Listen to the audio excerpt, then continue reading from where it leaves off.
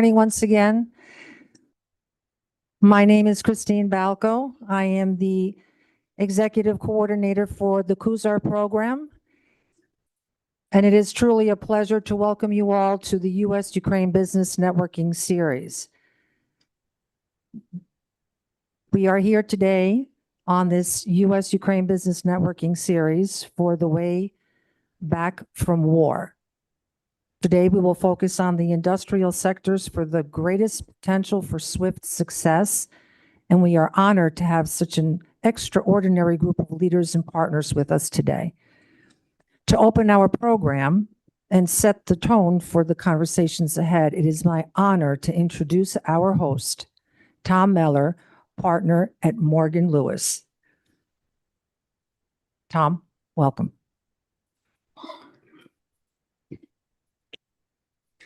Chris, thank you very much. I promise this is going to be very short. To everybody here in person and online, and to Ambassador Melnyk, Ambassador Popadiuk, Ambassador Elliott, welcome. On behalf of Morgan Lewis, it's an honor to be hosting this important conference on Ukraine. Speakers and attendees are here today with a shared purpose to explore opportunities and partnerships that will help Ukraine and help Ukraine emerge from its current conflict stronger, more connected, and more prosperous than before. Over the last number of years, Ukraine's economy, like its people, has shown remarkable resilience. Ukraine's economy is alive, it's active, it's even vibrant in many ways. We've always known Ukraine is rich in natural resources, but over the last couple of years, Ukraine has shown how its people are leaders in innovation. The world has marveled at Ukraine's advances out of necessity in areas such as defense and cyber. We'll also hear about this and many other examples of both success and opportunity over the course of today. We'll also talk about infrastructure, technology, communications, ports, aerospace, finance, agriculture, and rare earth minerals. And then there's the EU to consider. The strength of Ukraine's people and resources, combined with the EU's ability to provide market access to its 450 million consumers, provides enormous economic as well as geopolitical potential. 2,000 years ago, Seneca said, "I don't believe in luck. I believe in preparation, meeting opportunity." Today, Ukraine is the opportunity, and today's meeting and others like it are the preparation. We, of course, can't lose sight of the fact that Ukraine is still mired in a devastating conflict. But as the Ukrainian writer Lena Kostenko reminds us, when the soul is in light, no darkness can overcome it. So I hope our work today helps bring more light to Ukraine's future.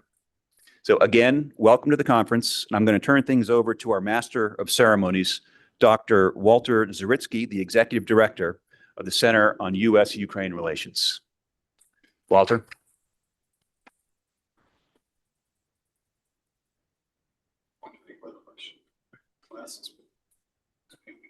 Yeah, thank you. I think I've got it.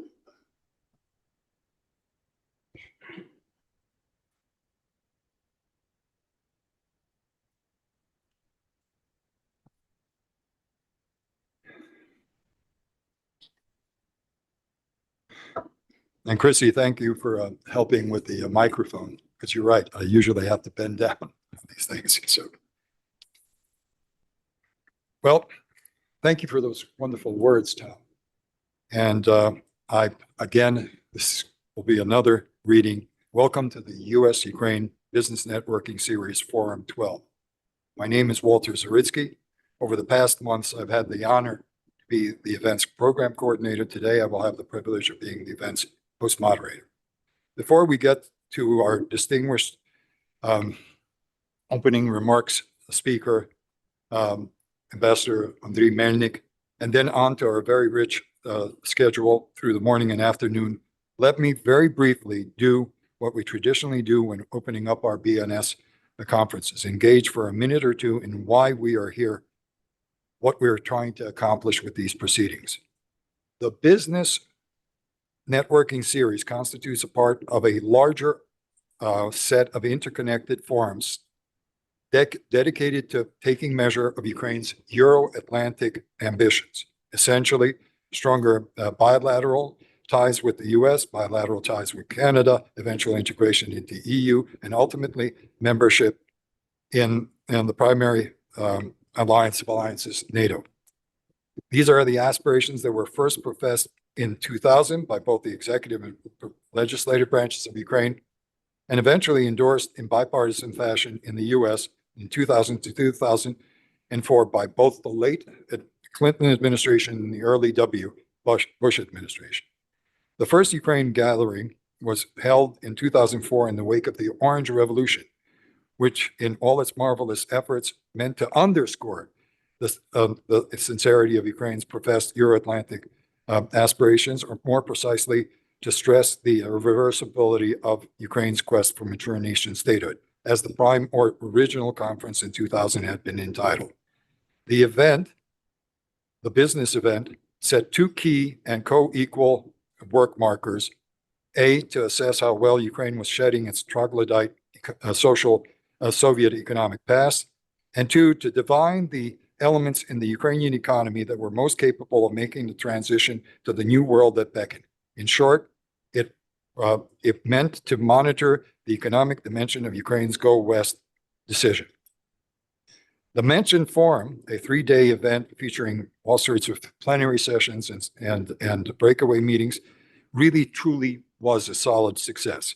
So between 2006 and 2010, follow-up BNS events proceeded to enhance these ties in myriad ways. Unfortunately, Putin's use of a vicious energy card meant to saddle Ukraine with a devastating debt in 2000, bolstered by his earlier ability to block Ukraine's NATO map plans and his ever-present ability to manipulate mass media in the post-Soviet states, facilitated in 2000 the coming to power of the Yanukovych regime. We know what all of that was about. We realized that NATO was out, EU was out, and about the only thing that we might hope for was a free trade agreement and a visa-free regime. Talks of strategic partnership with US and Canada were replaced by banter about the Russia-led Eurasian Customs Union. This initially put a full halt to the business series, but after the encouraging parliamentary elections of 2012, matters did underwent a reconsideration. The reconsideration eventually gave us two events that did try to salvage something, hoping that the Ukrainian nation would pull itself out of the nightmare.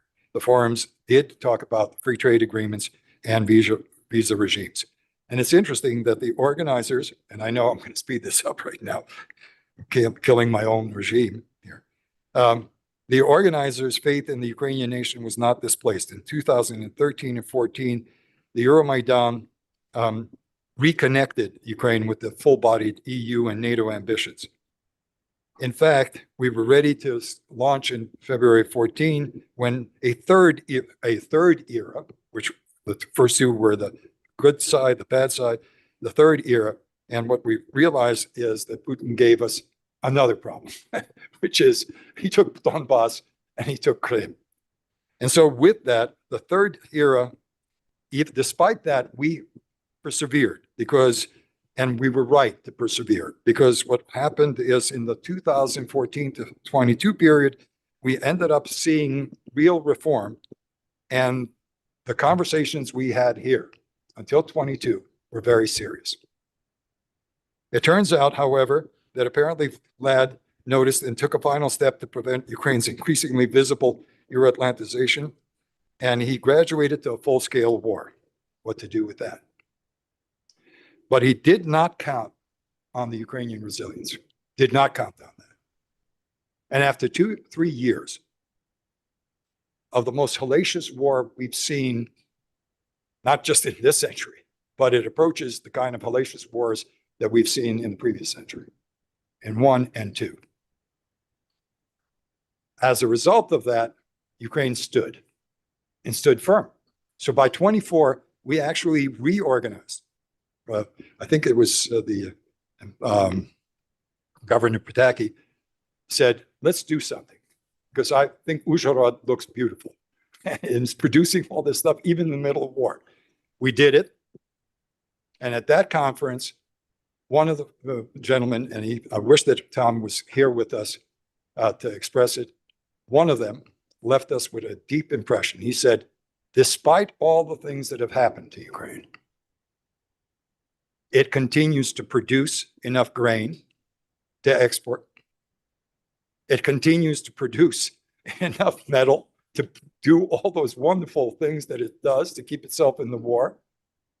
And at the end of it all, it actually has started advancing in areas that you wouldn't believe, in electronic warfare, drone warfare, and so on and so forth.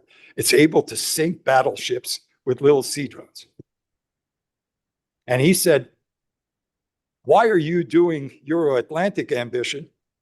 That's not enough. How about G20? Someday Ukraine, with the capabilities it's got, can do G20. And when we went for a little bit of merriment, I said, well, why don't we invite Australia and South Korea to the G7 with ourselves and create the G10, the Ukrainians. With that in mind, I opened this conference because I want you to know you're part of that process. That process that we've been working on. Today, let's see if that recovery, because he said with that recovery, all that post-Soviet stuff, the early post-Soviet, the Soviet and post-Soviet has just been eradicated by Putin himself. Let's build a true prosperous future on that. And so today's conference, and I really shouldn't have taken this much time, but this is the most august assembly in the most beautiful place on the planet. Morgan Lewis, this is just absolutely fabulous. This conversation is going to be a really interesting conversation. So with that, I want to introduce someone who I really, truly, truly admire. Enough, as I said, assembled today. Onto our opening remarks speaker, His Excellency Ambassador Andrii Melnyk, Ukraine's current permanent representative to the United Nations. To this observer's eye, Ukraine has had a knack for selecting truly outstanding veteran diplomats to man that post. A key segue to the global political and informational arena. Note the names of Ovdivenko, Zelenko, Kuczynski, Sergeyev, Yelchenko, Kislitsin. Ambassador Melnyk is of the same cloth. He served for years as an envoy to Ukraine's linchpin nation, Germany, and never shied away from speaking his mind when it was appropriate. Equally, he served as an envoy to Latin America's linchpin nation, Brazil, and helped to explain Ukraine's predicament to a major player in the global South. His reputation as a straight shooter precedes him. It is my pleasure to ask him to provide the first word to our gathering. A very good place to start. Ambassador Melnyk.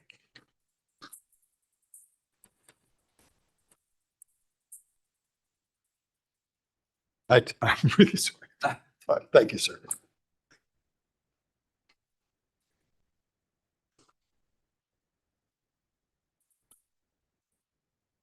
Dear Thomas Mellor, dear Mr. Zaryckyj, Ambassador Popadiuk, Ambassador Pyziur, distinguished guests, dear friends, after receiving this invitation to a US-Ukraine business networking series on the promotion of Ukraine's industrial sector, some of you may have quietly asked yourself, did we miss the news? Is the war against Ukraine over now? Has peace finally been restored? Oh, I wish I could say that. I wish diplomacy worked that fast. Unfortunately, the opposite is the truth. This barbaric war is still ongoing, is not over. Ukrainians have no luxury of normal life yet. In fact, Russia's aggression is becoming even more brutal, especially against the civilian population. The peace talks under the mediation of the United States have been stalled, halted for over 2 months now, without a clear perspective, I have to say. So that's the situation. But the logical question is, why do we gather here? Does it really make sense to speak about the prospects of Ukraine's industry as long as this brutal war is still ongoing? Isn't just some sort of performative activism here or forced optimism. There is a fitting German word term for this, Zwecksoptimismus, something when you try to persuade yourself to do, but the situation is grimmer than it seems.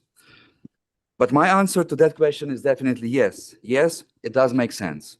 It is worth engaging with Ukraine. You should never underestimate Ukraine. I want to share with you a brief personal story. I was, as Mr. Zaryckyj just mentioned, I had an honor to serve to many countries, but I was almost 8 years ambassador to Germany.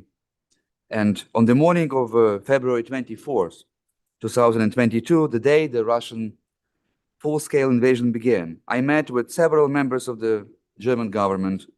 I came with one simple request. For months before the aggression, I had been warning the Germans publicly through the media persistently that Russia was preparing a massive armed intervention. Day after day, I appealed to German leaders, please help us prevent this war. Change your policy, provide Ukraine with defensive weapons instead of hiding behind some artificial arguments. Yet the answer I received that terrible day, and for me, and I'm sure for many Ukrainians, that was the most terrible day, the worst day in my life. The answer that I received was as painful as it was shocking. I was told, with not much regret, honestly speaking, that what had happened was tragic, but that it was already too late to help. Ukraine, many German beliefs, especially the government and the parliament, had only days, perhaps hours left.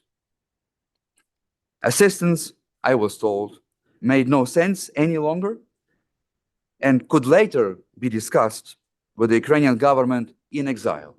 So that was the answer I received on that day, 21st of February. When I cried out how anyone could already write off an entire nation fighting for the survival, the response was a quiet and sorrow smile.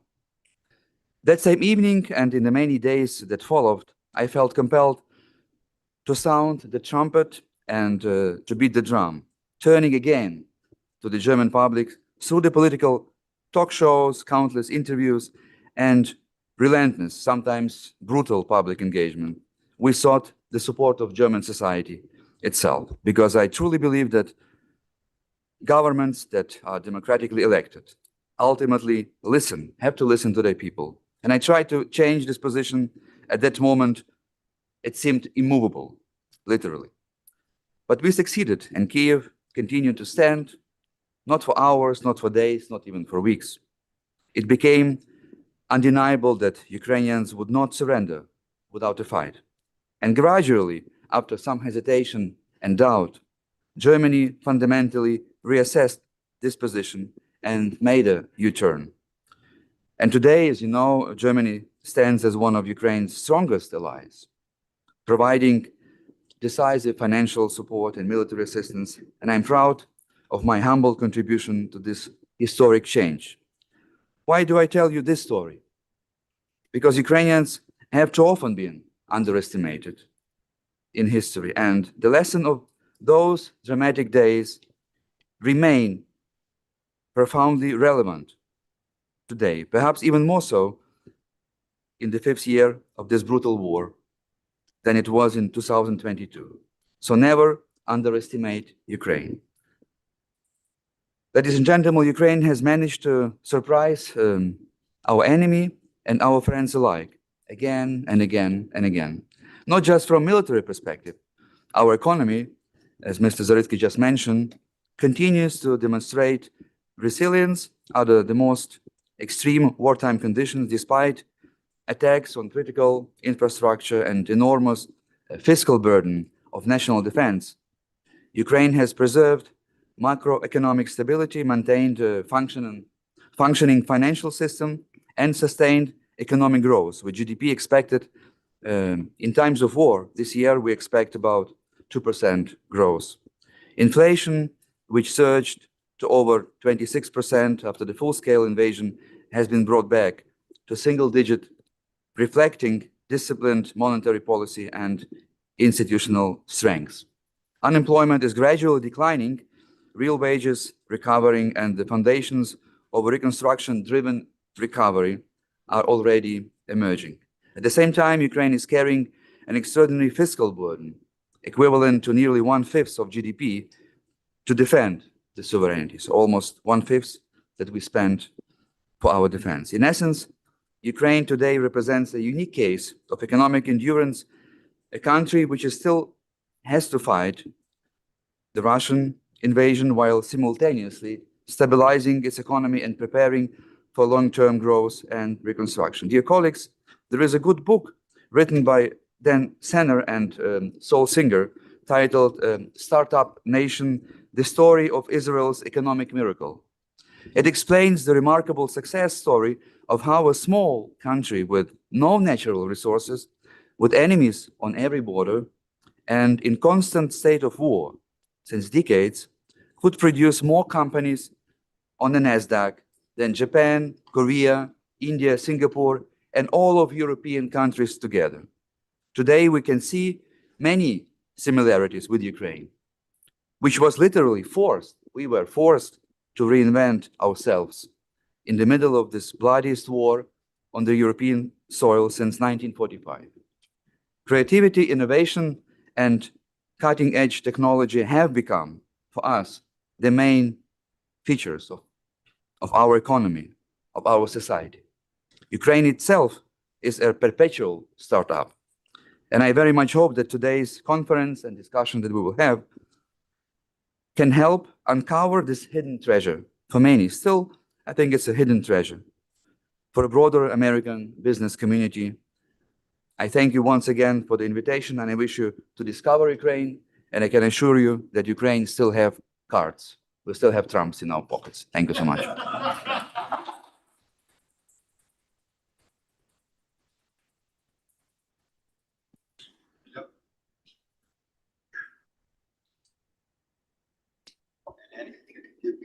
Sure. Appreciate it. Thank you, Ben. Ambassador Melnyk, that was actually a wonderful opening statement. Thank you very much, sir. That was an excellent example. Germany, and I'm looking at the United States, whether we could manage to do that with the United States now that we're in the situation we're in.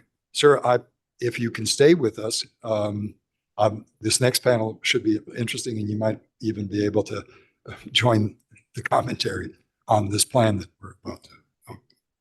So our next session, the first focus session 1, is entitled A Roadmap to Recovery. And I would ask the chair, Mr. Guy Taylor, who happens to be the national security editor of the Washington Times. I think that's a wonderful situation. And then the featured presenter is going to be Andrii Åslund. Is Dubransky ready to, he's on, yes? Dr. Åslund. And then I would ask Dr. Joseph Hughes and Dr. Yuriy Gorodnichenko to also join. And I would ask Ambassador Popadiuk, who you will see in 2 different roles, to also join the process.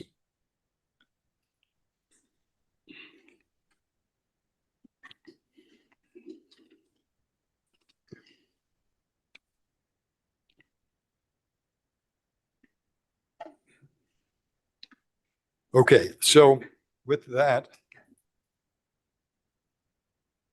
Guy, are we ready? Yes. To learn how to use this. Okay. Yes, we're ready. Thank you, sir. I promise that my remarks actually really will be short so we can get to the esteemed Andrii Åslund, who is patiently waiting virtually. My name is Guy Taylor. I'm a journalist, and I'm going to quickly give you just a 2-minute journalist perspective before we get into this this panel discussion. I am the national security editor at the Washington Times newspaper in Washington, D.C. I run the paper's what we call the threat status platforms. And I've been either covering or managing and overseeing our coverage, including of correspondence in Ukraine, really just of the Russian invasion and the occupation since initially 2014 with the annexation of Crimea, and then in a more in-depth way since 2022 with the full-scale. Everybody hear me okay? With the full-scale Russian military invasion. I'm absolutely flattered to have been asked to be part of this, to be here, to chair this panel, and to be in New York City, and really the seat of world economic power.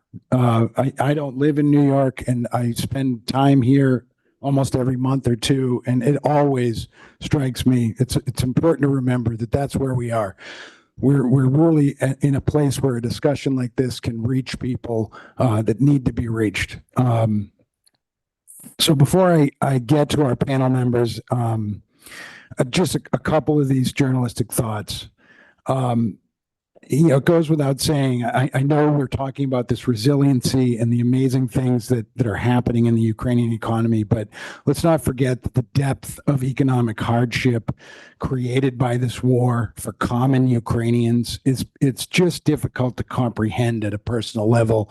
I know there are people in this room that are touched by it very personally and know what I'm talking about. It's really astounding, and it's an important bedrock for why we're here, to think about how much greater this country could be doing if this war wasn't going on. And I don't think there's anybody in this room who doesn't or didn't hope that the war would have been over by now. And not to be controversial, but whether it was through some sort of frozen conflict agreement or more ideally a full-scale pushing back and with withdrawal of the Russians.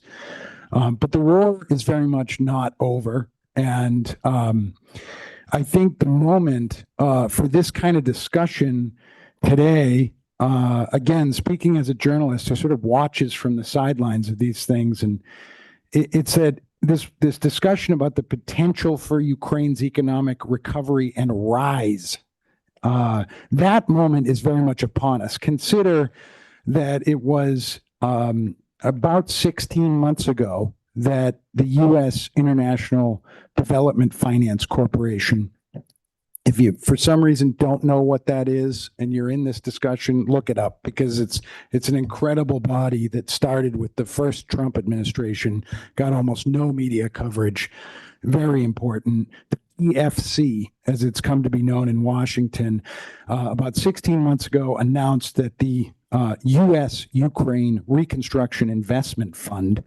was fully operational, and it was poised to start diligencing investments in 2026. And here's some good news. Last month, the fund itself, it's known as the URIF, announced that it had actually approved its first investment. It was an equity investment in the emerging tech company called Sign Engineering.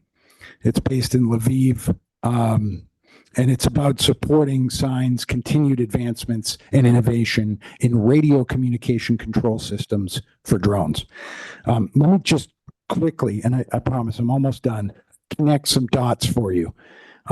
This is the kind of investment that touches at the heart of Ukraine's own broader effort to transform itself from a wartime aid recipient into a global player on the advanced technology security market. That transformation is actually playing out before our eyes. Recent weeks saw Ukrainian officials ink deals with Saudi Arabia, the United Arab Emirates, and Qatar to export Ukraine's hard-won expertise in drone warfare, air defense, and electronic warfare to this Mideast region that right now is facing a growing threat of missile and drone attacks from Iran. In essence, Ukraine is now exporting the operational expertise developed over more than 4 years of high-intensity war with Russia. That's really a framing concept to think about. It raises questions like, are those wealthy Gulf Arab countries going to pay back the favor by channeling direct foreign investment into Ukraine over the years to come? And I think some of those things we're going to get to talk about. So I want to get to the more important dignitaries, more important than I am, that we have for this panel. Right next to me, again, I'm flattered to be here. Right next to me, I've got Ambassador Popadiuk. I say it in the anglicized way. Correct me, always, Ambassador. He's a longtime American diplomat. I think most people in the room know, but especially for some of our younger folks, he served as the first U.S. ambassador to Ukraine from 1992 to 1993 under then American President George H.W. Bush.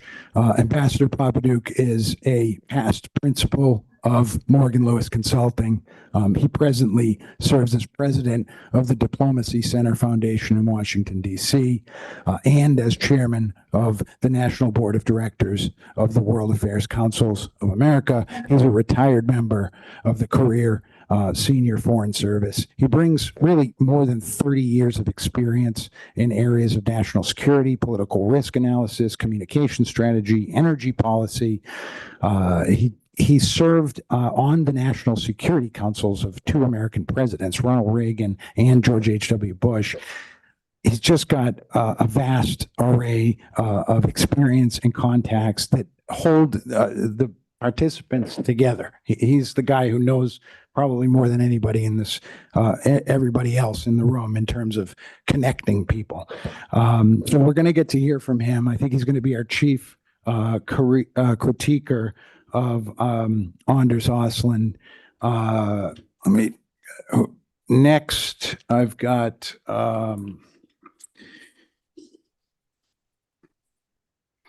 Joseph Hughes is down the table here. He currently holds the position of University Distinguished Professor of Engineering at Drexel University. Dr. Hughes served as Dean of Engineering at Drexel from 2012 to 2017, as Director of the AJ Drexel Institute for Energy and Environment from 2014 to 2019. Prior to his appointments at Drexel, he served at Georgia Tech as the Karen and John Huff School Chair of Civil and Environmental Engineering, the Howard T. Telespin Chair of Civil and Environmental Engineering, Professor of Material Science and Engineering. He also served at Rice University at all academic ranks. He's a registered professional engineer and a diplomat by eminence of the American Academy of Environmental Engineering and Science. Then we've got Yuriy Gorodnichenko, the economist and Quantage Presidential Professor at the University of California, Berkeley.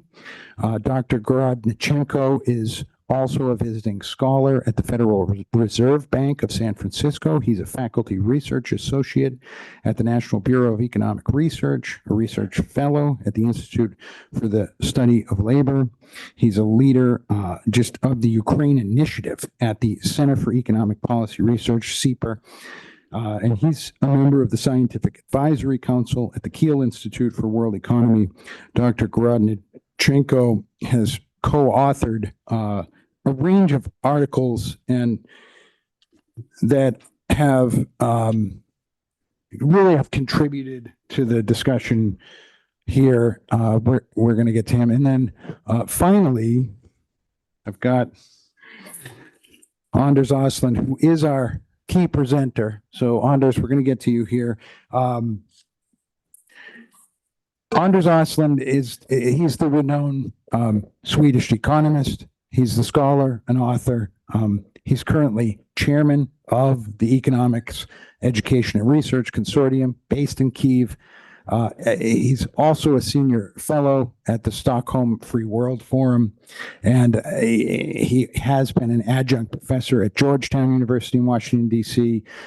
For more than 30 years. He's been focusing on the systemic transition from a planned economy to a market economy in the post-Soviet space.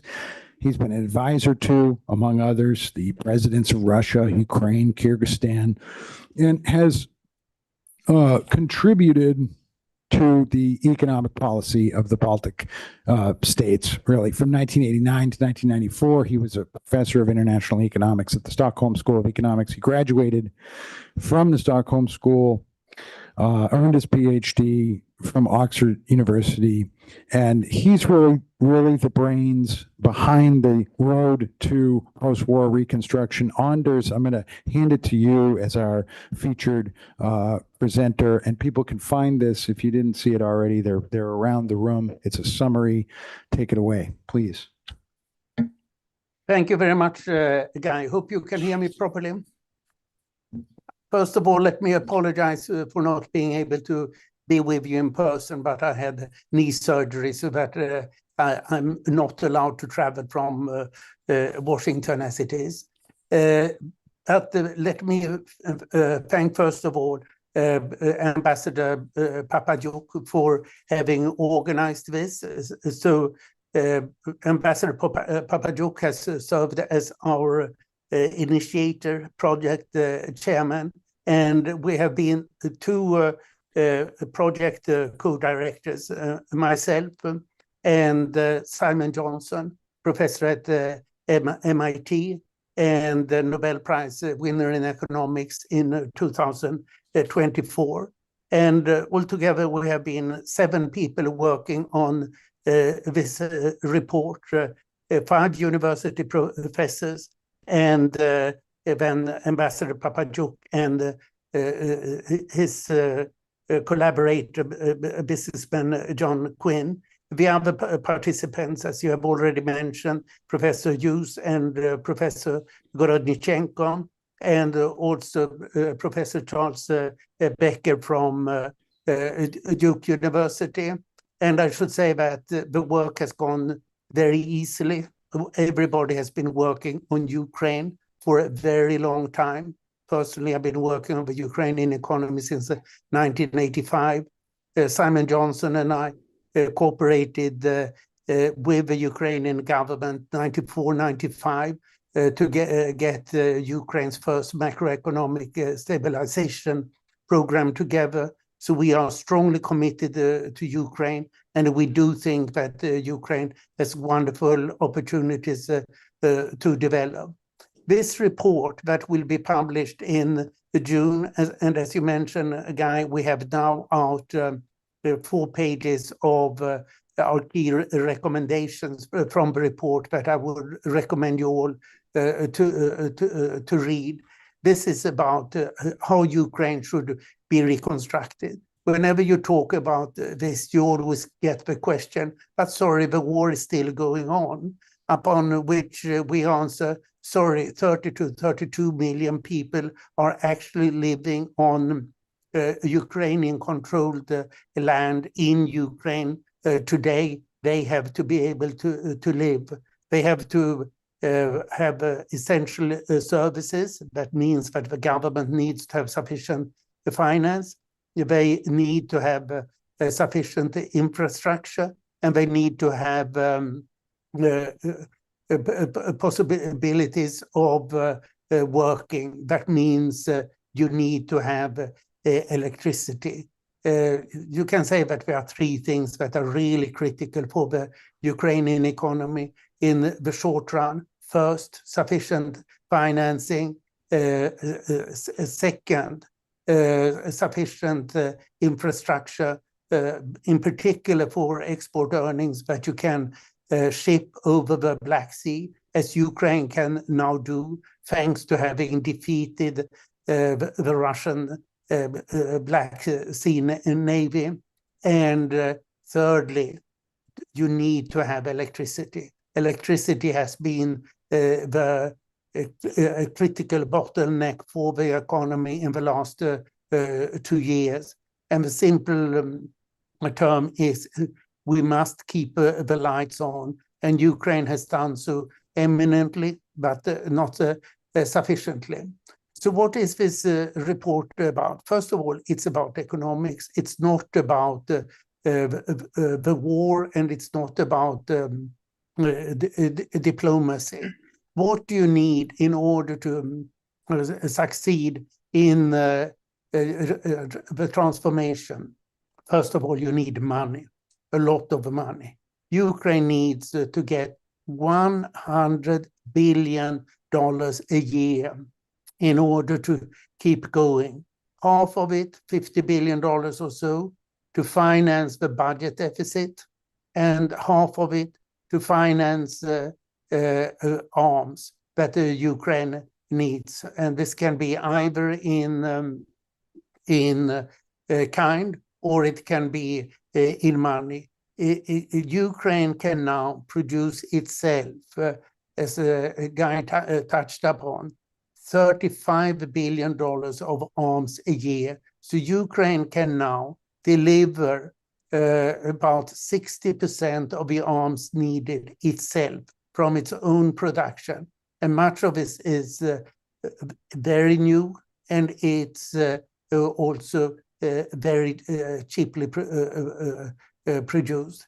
But Ukraine needs $100 billion a year, and the European Union has just granted Ukraine interest-free loan of 90 billion euro for 2 years. Essentially now Ukraine is almost fully financed by the European Union and a few other countries, that is Canada, the United Kingdom, Norway, Japan, while the US, since January last year, essentially gives nothing to Ukraine. This investment project, that is a question of $150 million, which is nothing if you compare with $100 billion needed a year. So then you come to the next question: how much of this should be public and how much should be private? In the short term, the overwhelming majority has to be public. The private sector does not invest much when a war is going on. But if we are talking about $1 trillion over 10 years, then the second half should be private, and that should become when the war in one way or the other has abated. That's what we are not discussing. And then we come to the question of the needs. Yuriy Gorodnichenko has discussed how much the losses have been. The World Bank now assesses that the total losses have been almost $600 billion. This is not only physical losses, but also how the economy has suffered. And then we come to the question of how should reconstruction be done. Here, Professor Hughes has provided us with a wonderful chapter about what kind of reconstruction that is needed. And a key point in the reconstruction is that it should not only be automatic reconstruction of what was there. It should be building of a new infrastructure. In the same way as Germany and Japan, they got a great advantage of getting a much better economic structure after World War II. Ukraine should benefit from it as well. But of course, I need to leave to Yuriy and Jude to present their own chapters after me. Then we have the question, what will happen to the social sector? And that's what Professor Becker has discussed, all the different key aspects of the social issues, which look very difficult. And in particular, Ukraine now has an enormous shortage of labor, and this will not ease even if you have a substantial demobilization. Ukraine used to have a population of 52 million people in 1989, according to the last Soviet census. The current assessment as I already mentioned, is 30 to 32 million people on the land that is now controlled by the Ukrainian government. Ukraine needs much more people, and it's a question of how to attract them. And these are issues that Professor Becker discussed. And of course, you need education and you need healthcare. And the Russians have seriously bombed and destroyed much of a social infrastructure. Then we have 3 substantial chapters on key sectors, and I should just mention them very briefly. One is about agriculture. Agriculture has survived amazingly well during the war, and traditionally agriculture accounted for 40% of Ukraine's exports. During the war, it has increased to 60% because a lot of other things, machine building and chemicals and steel industry have declined. So agriculture has taken the place of what has been replaced. The total agriculture production is down, but only slightly. And the second issue that is very important is what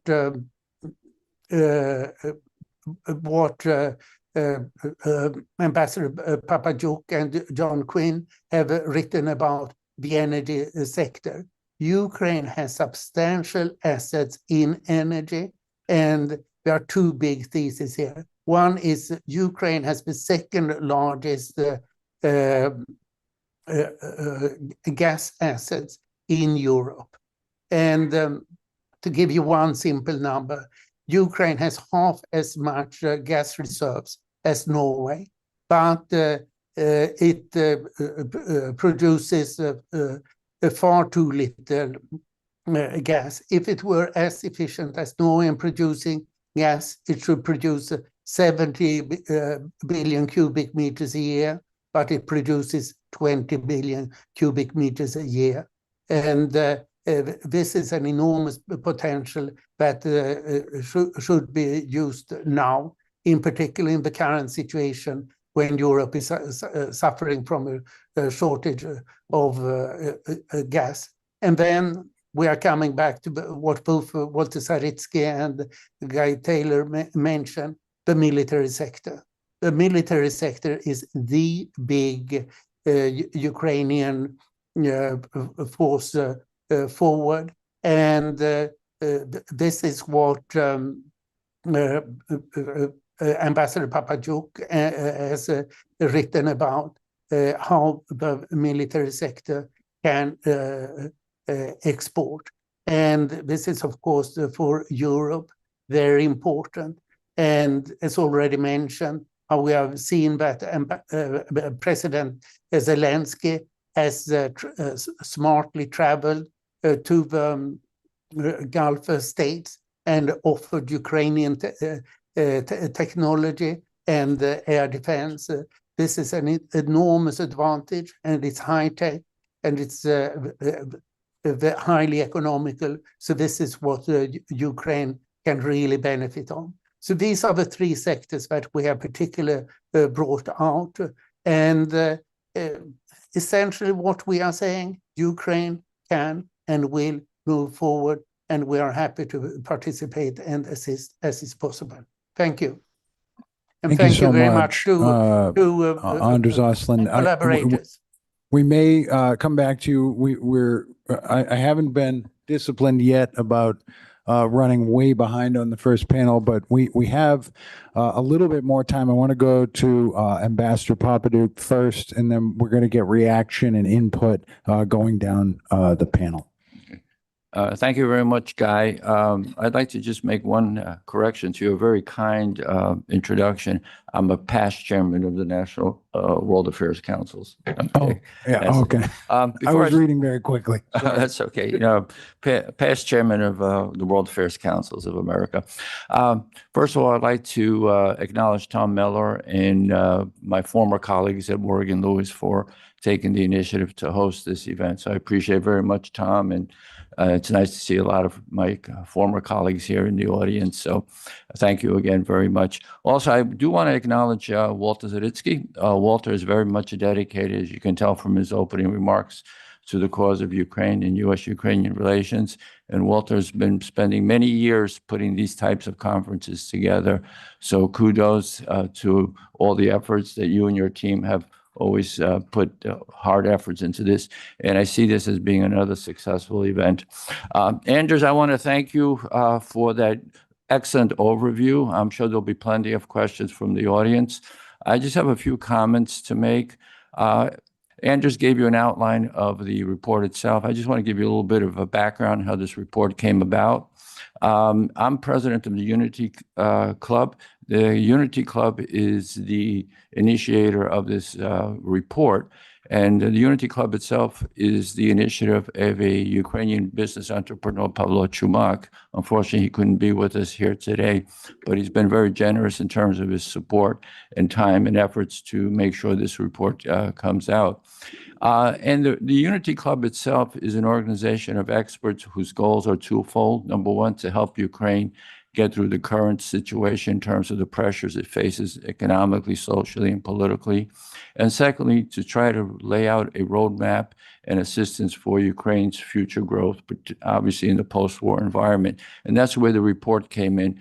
The idea was to present a report that can kind of lay out the challenges and the opportunities for Ukraine in its post-war environment and how it can achieve some positive goals here, all with the purpose of building a prosperous, secure, and democratic future for Ukraine.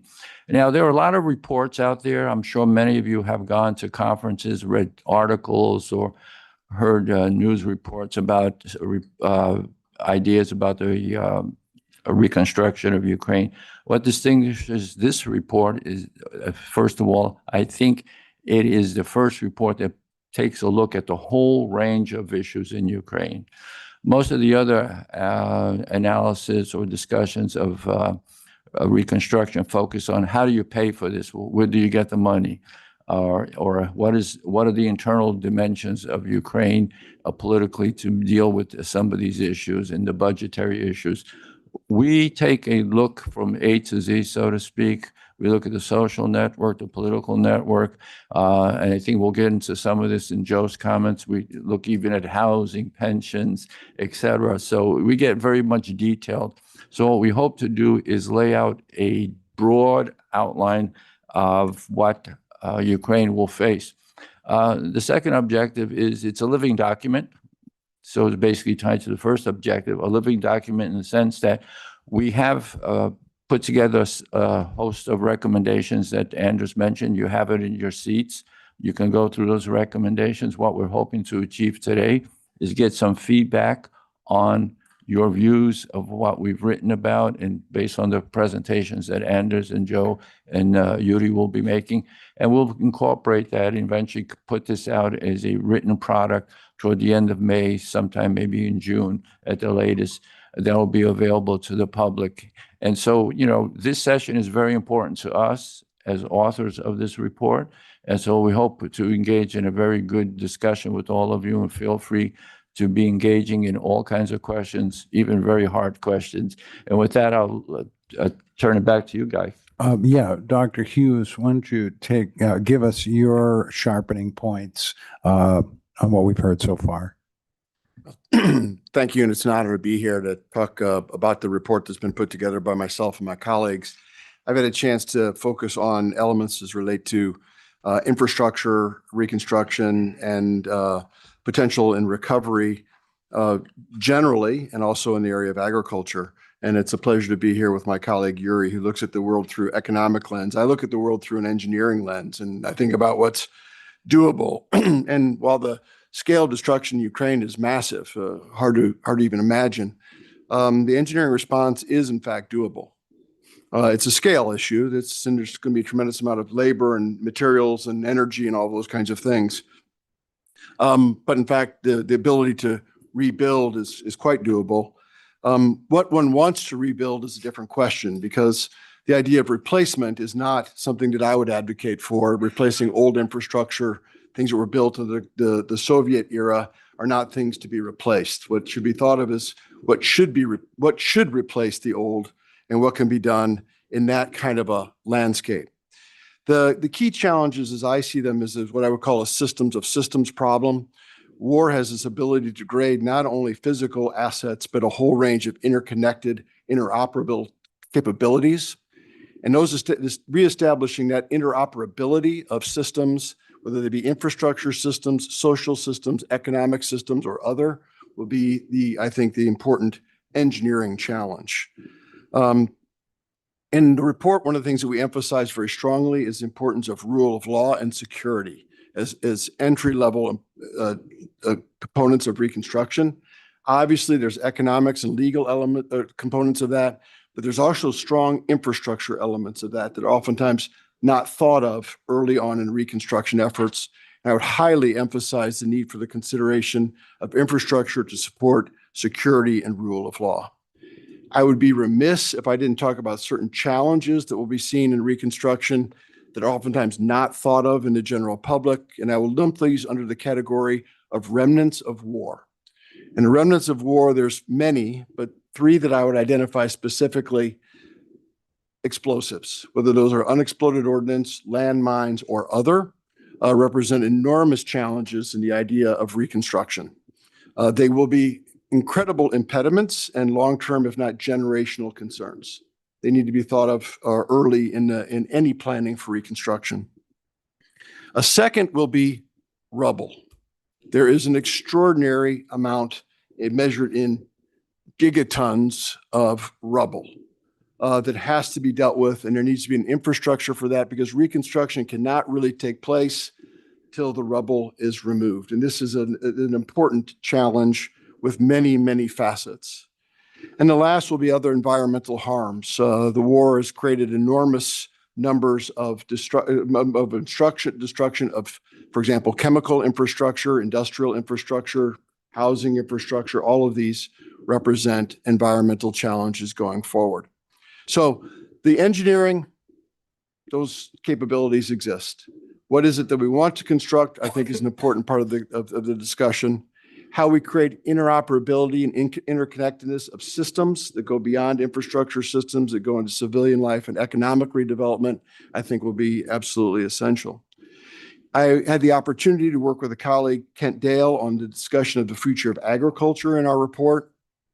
And we discuss this economic sector specifically in the idea of this systems context. Obviously, there will be land constraints. The war is going to reduce the amount of land availability for agriculture, and that will be true for some time. So the idea of innovation, which I think Ukraine has now demonstrated innovation beyond anybody's expectations of what is possible, is also possible in this space. And the ability to expand the importance of agriculture in Ukraine's future from an economic perspective, I think, is very real. Developing new sectors, for example, the livestock sector, but also bringing a huge amount of innovation into what we do in modern agriculture to provide value services across the entire economic chain. So my intent this morning was to present a positive tenor of what I think of the future of Ukraine. I think there's extraordinary opportunity. I think there obviously will be a need for innovation and challenges of scale. But from the perspective of the engineer, the person who's going to build, design, construct those kinds of elements in this recovery effort, I would present a very positive outlook. And with that, I'd like to turn it to my colleague, Yuriy.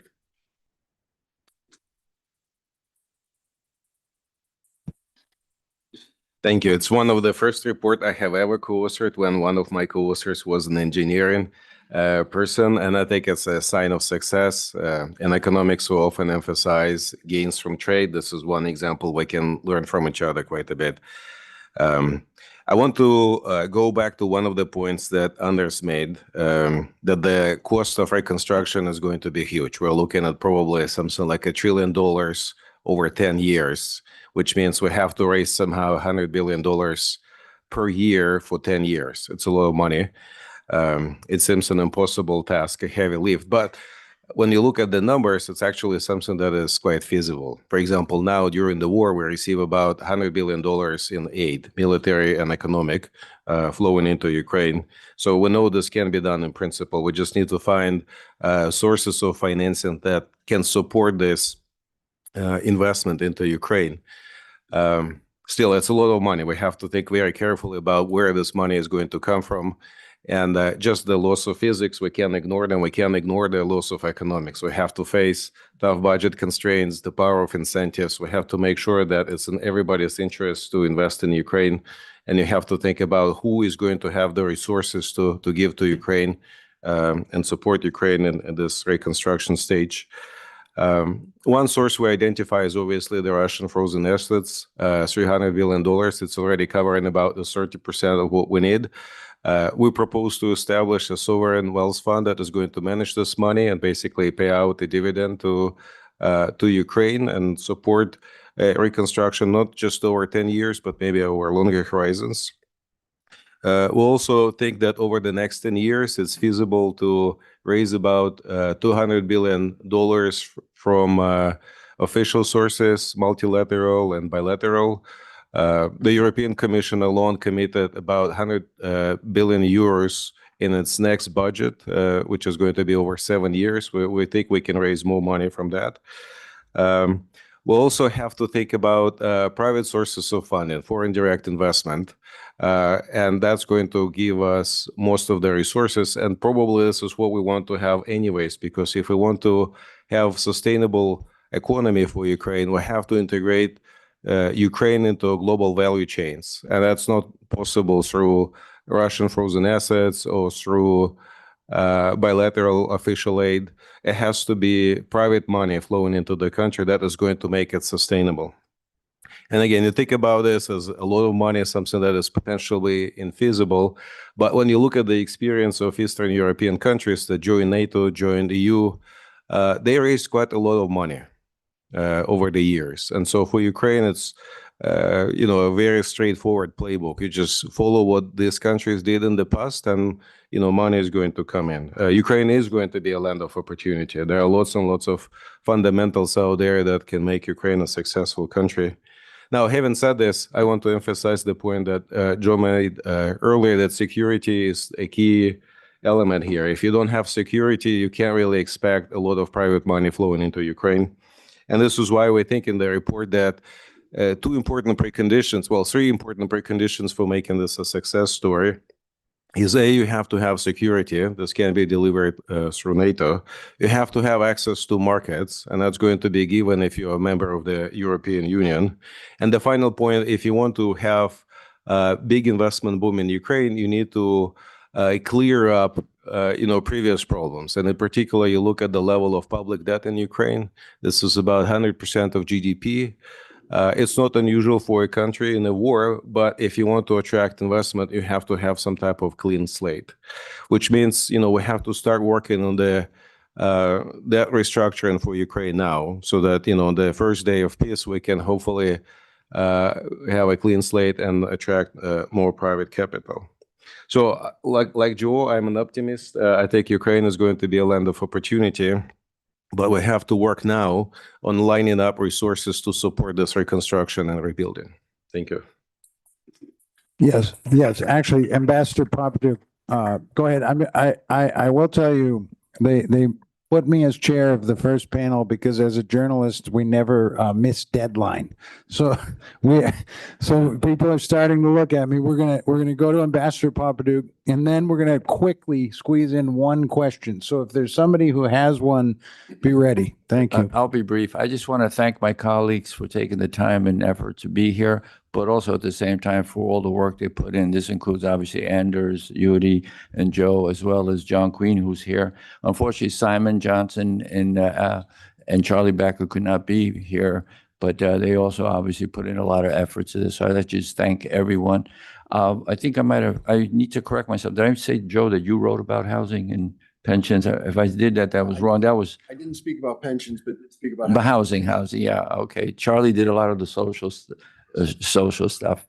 Well, wait for the report. You'll learn a lot from it. So thank you again, my friends. Okay, like I said, we could do one quick question if anybody has one, or, all right, if nobody does, do we have one? Yes. Yes, sir, please. Beyond investment in defense tech, which is has anyone tried to identify opportunities for investment near term while the conflict continues that are not dependent on peace treaty and a plan for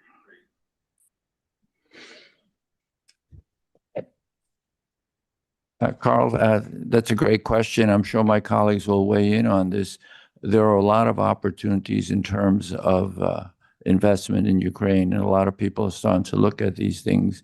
One of the projects I'm involved in, for example, and I have to be transparent, is the potential building of a major port on the Black Sea, which we've spoken to, Morgan Lewis about. Tom's very familiar with about it.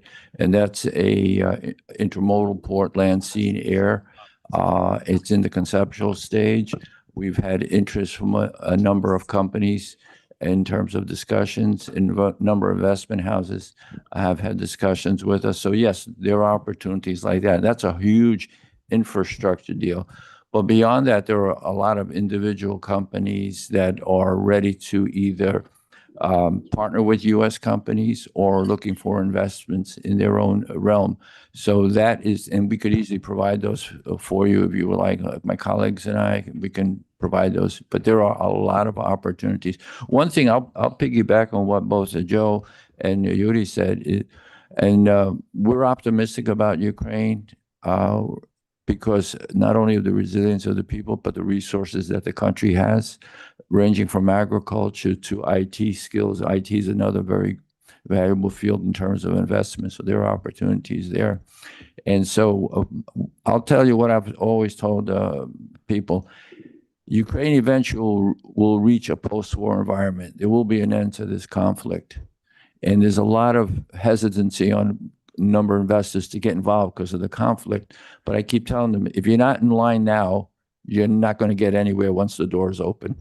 And so you better get in line right now. And we're starting to find that out, quite frankly, right now. 2 years ago when we had conversations with investment houses, there was kind of, that's nice attitude, But now it's, well, that's nice. Tell us a little bit more, and maybe we should stay connected, So doesn't sound like much, but that's a sea change in attitude that's starting to develop. So my advice is, Ukraine's going to be a land of opportunity in terms of economic development. Is also going to be a land of opportunity in terms of building the country of the future. Ukraine's going to be the first country that'll be built as a modern state. And when you look at it, the Ukraine will enjoy, you can add to this maybe, in terms of construction materials and in terms of technology that's going to be put into the country. It'll be the first truly modern state, and the opportunities are going to be immense. I know that everybody wants to weigh in. Joe, I'm sorry. I'm being told, no. Go ahead. Very brief. I would point to one sector in particular that today I think is worth discussing, and that's housing. So the demographic movements that have taken place as a result of the war are no longer temporary. There will be a permanence to these relocations and redistributions. So in particular, the movement from east to west, I'm speaking in generalizations, of course. These will become permanent and not temporary. And so the housing sector and the infrastructure that goes around that, which includes water, power, streets, transportation, all of those kinds of things. But housing, I think, will drive much of that. And those pressures are real. They're today, and they're not likely to change much in the future. Very briefly. Let me just add here. Yes, Anders, I've got, Anders is going to give us our final word because I can see Ariel Cohen. He's looking at me. I haven't seen him in years, and I know he's the next chair. But Anders, why don't you close it out for us And we'll end on your remarks. And I want to just preemptively thank everybody. I think we've had a success here to start to kick this off. So Anders, take it away. Thank you, Guy. I just wanted to add what Joe said. If you take Lviv, it used to have 800,000 people before the war. Now it has 500,000 extra. This means a lot of need for building housing in Western Ukrainian particular. And who is investing in Ukraine today? The companies that are already there. It's very important that the companies that are in place feel happy, both foreign and Ukrainian companies, and they have invested reasonably well. The problem, of course, is they do not invest in the East. They are staying away from what is perceived as a risky area. What Ambassador Popadiuk said about the ports is, of course, crucial. The 3 ports in and around Odessa, they are critical for Ukraine's development. The Russians have bombed them a bit, but they keep going. And then what I should have mentioned, it is the European integration. When I traveled last to Ukraine, I saw from on the Polish side trucks standing for 17 kilometers in a big line. These are infrastructure problems that need to be resolved. The EU has an enormous amount of money for exactly such development. And it's now crucial that Ukraine can start EU accession negotiations that will hopefully be decided now in June. And this will really change everything. So it's very much the EU line that will make it possible both legally and financially to develop business in Ukraine. Thank you. And thank you very much to everybody. Dr. Gorodnichenko, do you want to have okay, we're going to, yeah, go ahead. Used to be Wild West, Ukraine will be Wild East. On that, thank you very much. Look for this in June. We're going to cover it through the threat status platform at the Washington Times. Washington Times chairman Tom McDevitt is going to actually talk at the end of the day. If anybody needs to reach me and give me tips and ideas as a journalist, you can easily find me online. Threat Status, Washington Times, Guy Taylor. This has been amazing. Thank you guys. Thank you very much. I actually simply want to just thank you, Guy. And this panel really should have got more time. We just are we have so many different players in the thing that, and Professor Gorodnichenko, especially you, because I realize you're probably going to be one of those next folksmen that are going to go up for the Nobel Prize in economics. So I figured that you being here, just being here was a pleasure. I will go very quickly, and we are going to have a coffee break, and I am going to extend it a little. Ariel, I think you are good about this. The bios are in the brochure. The only one that I missed is, I don't know how that happened, but so the bios are in the brochure. I think I'm going to ask the distinguished discussion leaders to let the bios stay in the brochure and we get to the meat of the matter. So with that, I'm going to ask Dr. Ariel Cohen as discussion leader to the front. I will ask Jock Mendoza.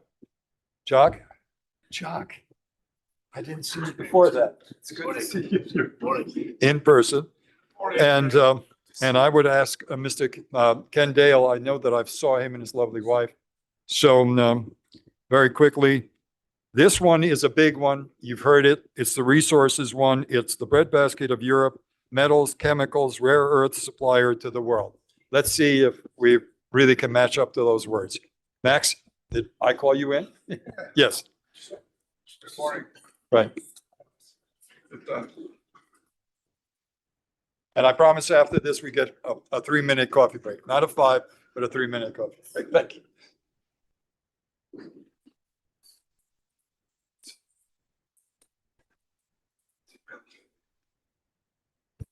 Good morning, ladies and gentlemen. We're 15 minutes behind schedule, so we will rush the bios of the distinguished speaker, my friend Jock Mendoza-Wilson, Mr.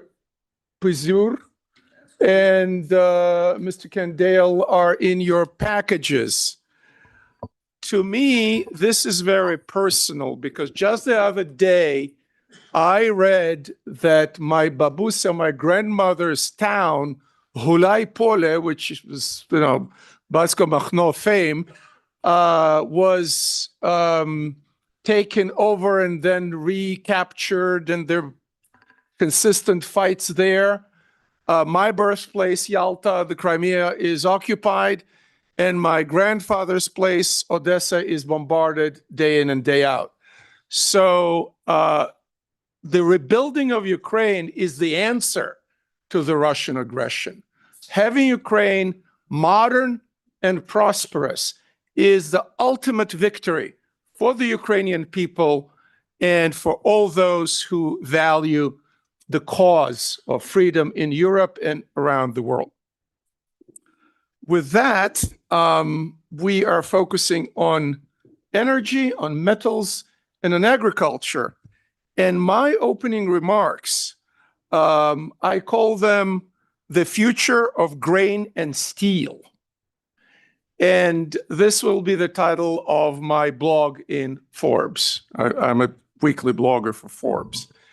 And the agriculture and the metals, together with other parts of industrial production and exports, were indeed the key of the Ukrainian economy.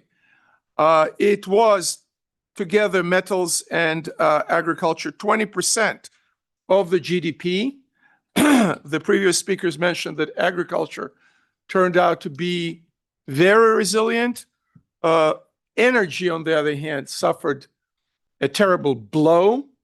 Mr. Wilson and I met in Washington 2 days ago. Yesterday, when was it? Monday. Time flies. And the data is 70% of thermal capacity destroyed, and Jock said 90% of thermal capacity destroyed. The backbone of current energy production is nuclear. And of course, running nuclear power stations, somebody should write a PhD dissertation about running nuclear power in war. It's very challenging. There's the surrounding energy, electricity supply that is necessary for the functioning of nuclear power stations, and the Russians deliberately bomb it to cause nuclear accidents. I was in Rwanda last year, and President of IAEA, Mr. Grossi, or Director General, Mr. Grossi, talked about the precarious situation in Ukraine caused by the Russians.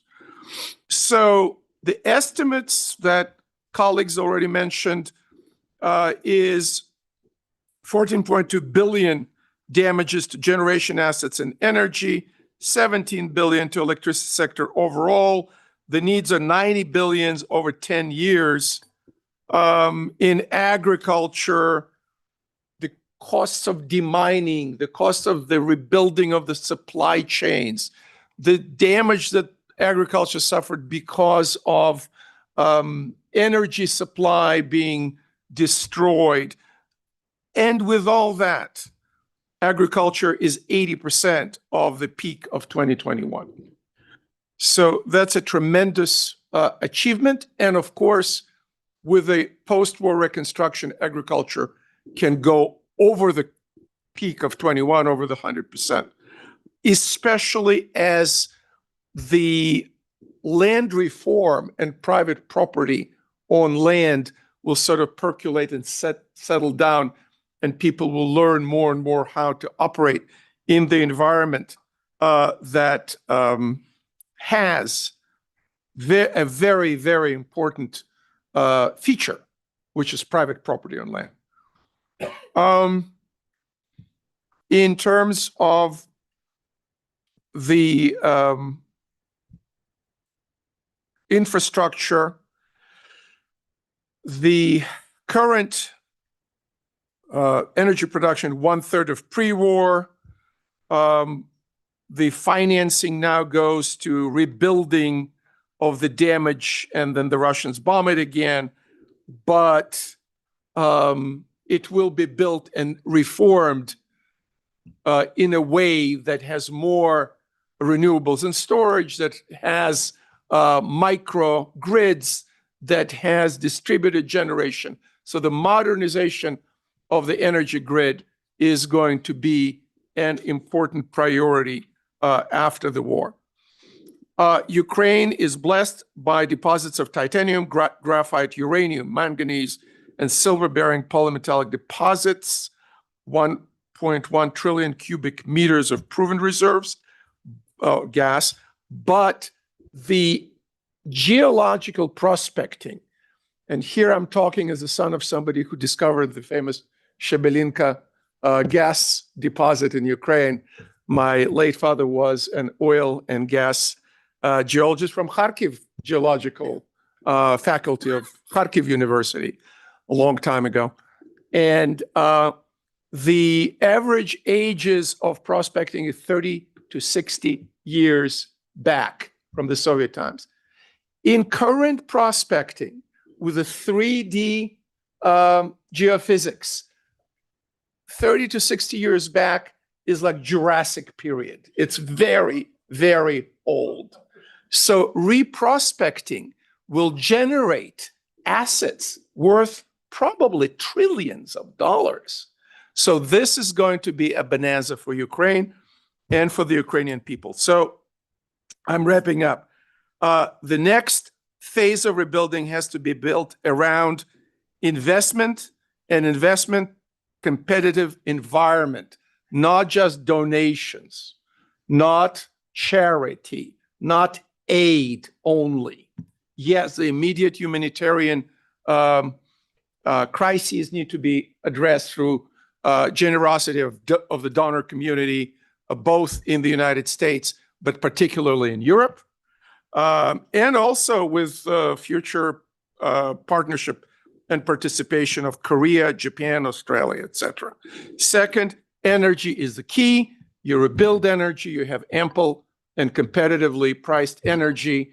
I did a report 4 or 5 years ago.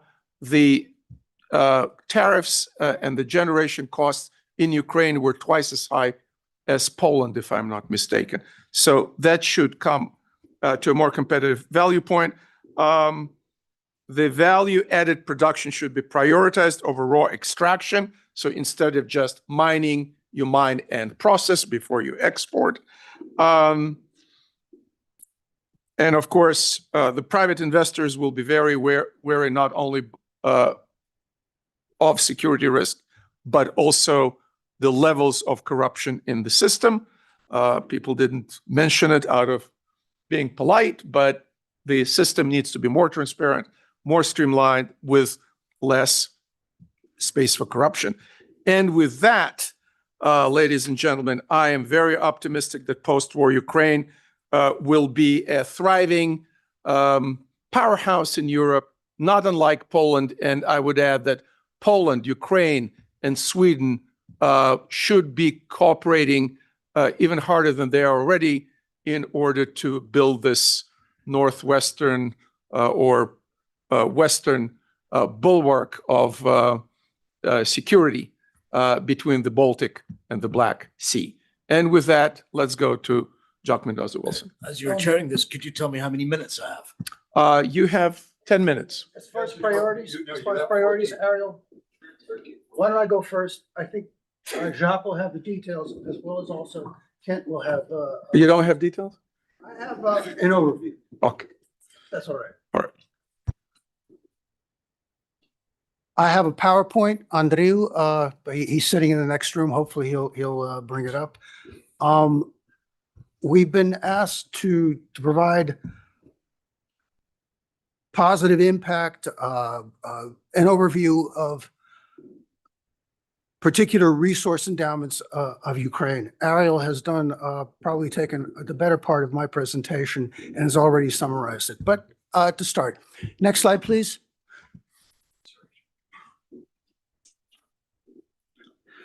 My name is Max Pyziur. I'm a research director at the Energy Policy Research Foundation. We use the acronym EPRINC. We were established in 1944, nonpartisan and not-for-profit. Our work is focused on the intersection of energy, economics, regulatory affairs, public policy, and trade, but our most critical activity is the substantive impact and that we have in frequent consultations with the US Congress, including to testify. They call us, we pick up the phone and chat. Thank you to Volodymyr Zaryckyj and Volodymyr Zelensky and Andrii Melnyk. Greetings to the panelists and the audience. Next slide, please.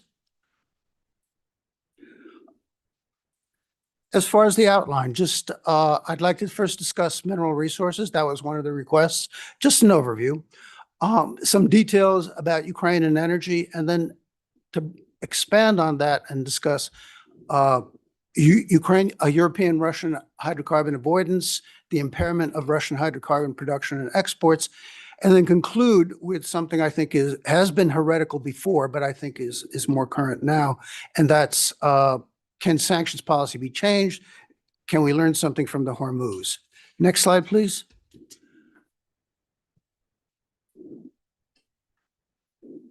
Hola. So, thank you.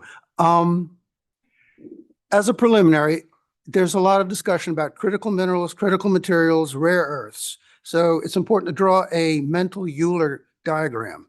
Critical materials or minerals are raw materials designated by governments as critical for their economies.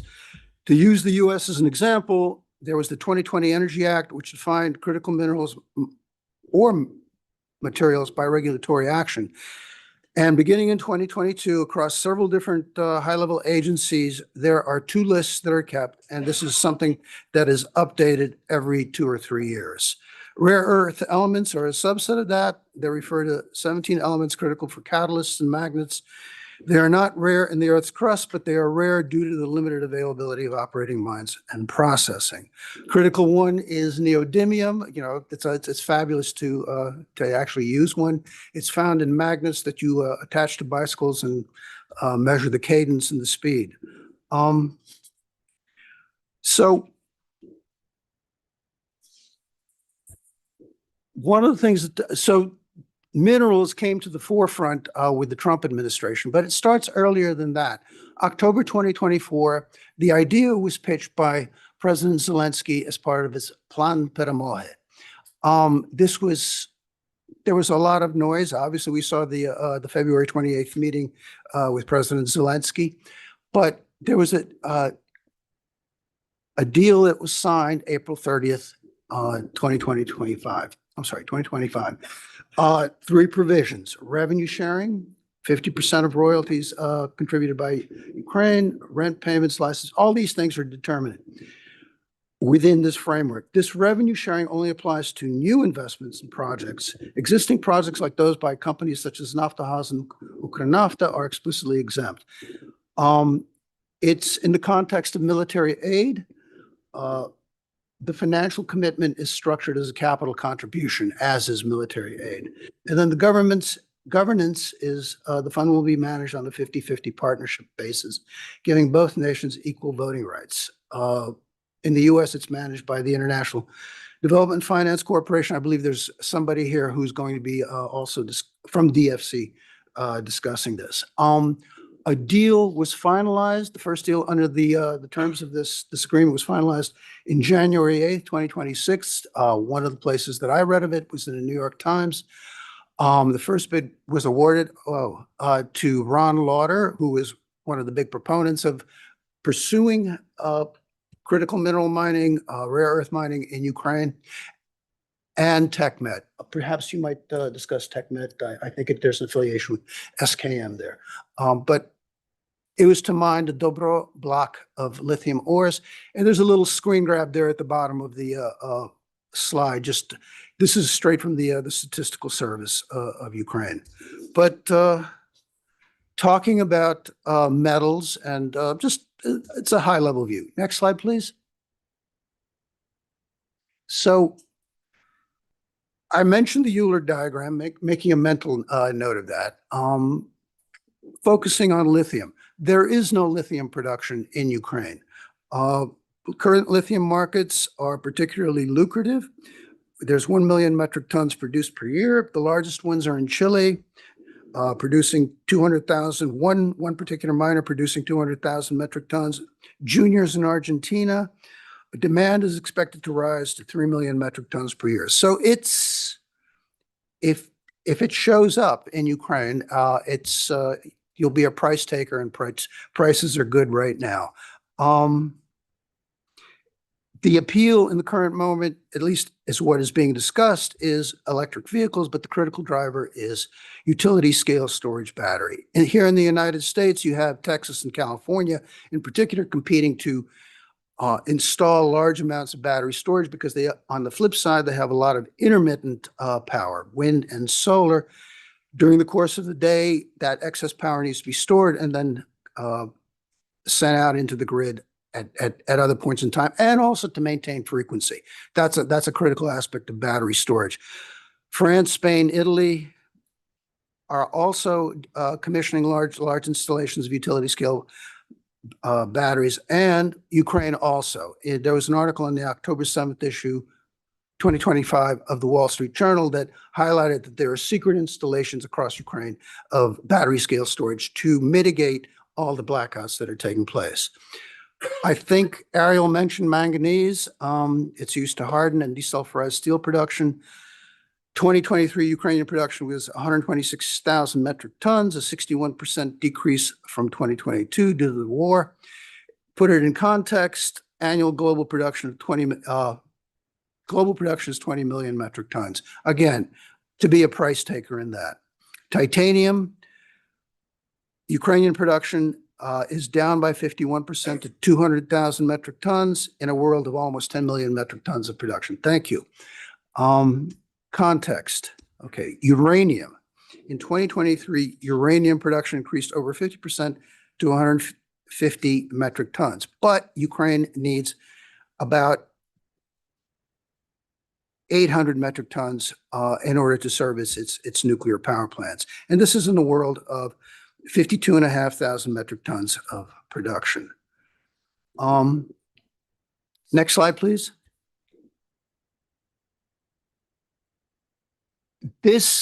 A lot of people were, as I listened to Anders and other people, had very cautionary comments. I myself focus a lot on the hydrocarbon sphere, and this is just a summary of several years, 2004, 2013, 21, 2024, years that I think are important of refining, imports, capacity utilization of the petroleum sector, of natural gas. And I find these numbers weak. Capacity utilization of refining, degradation of refining.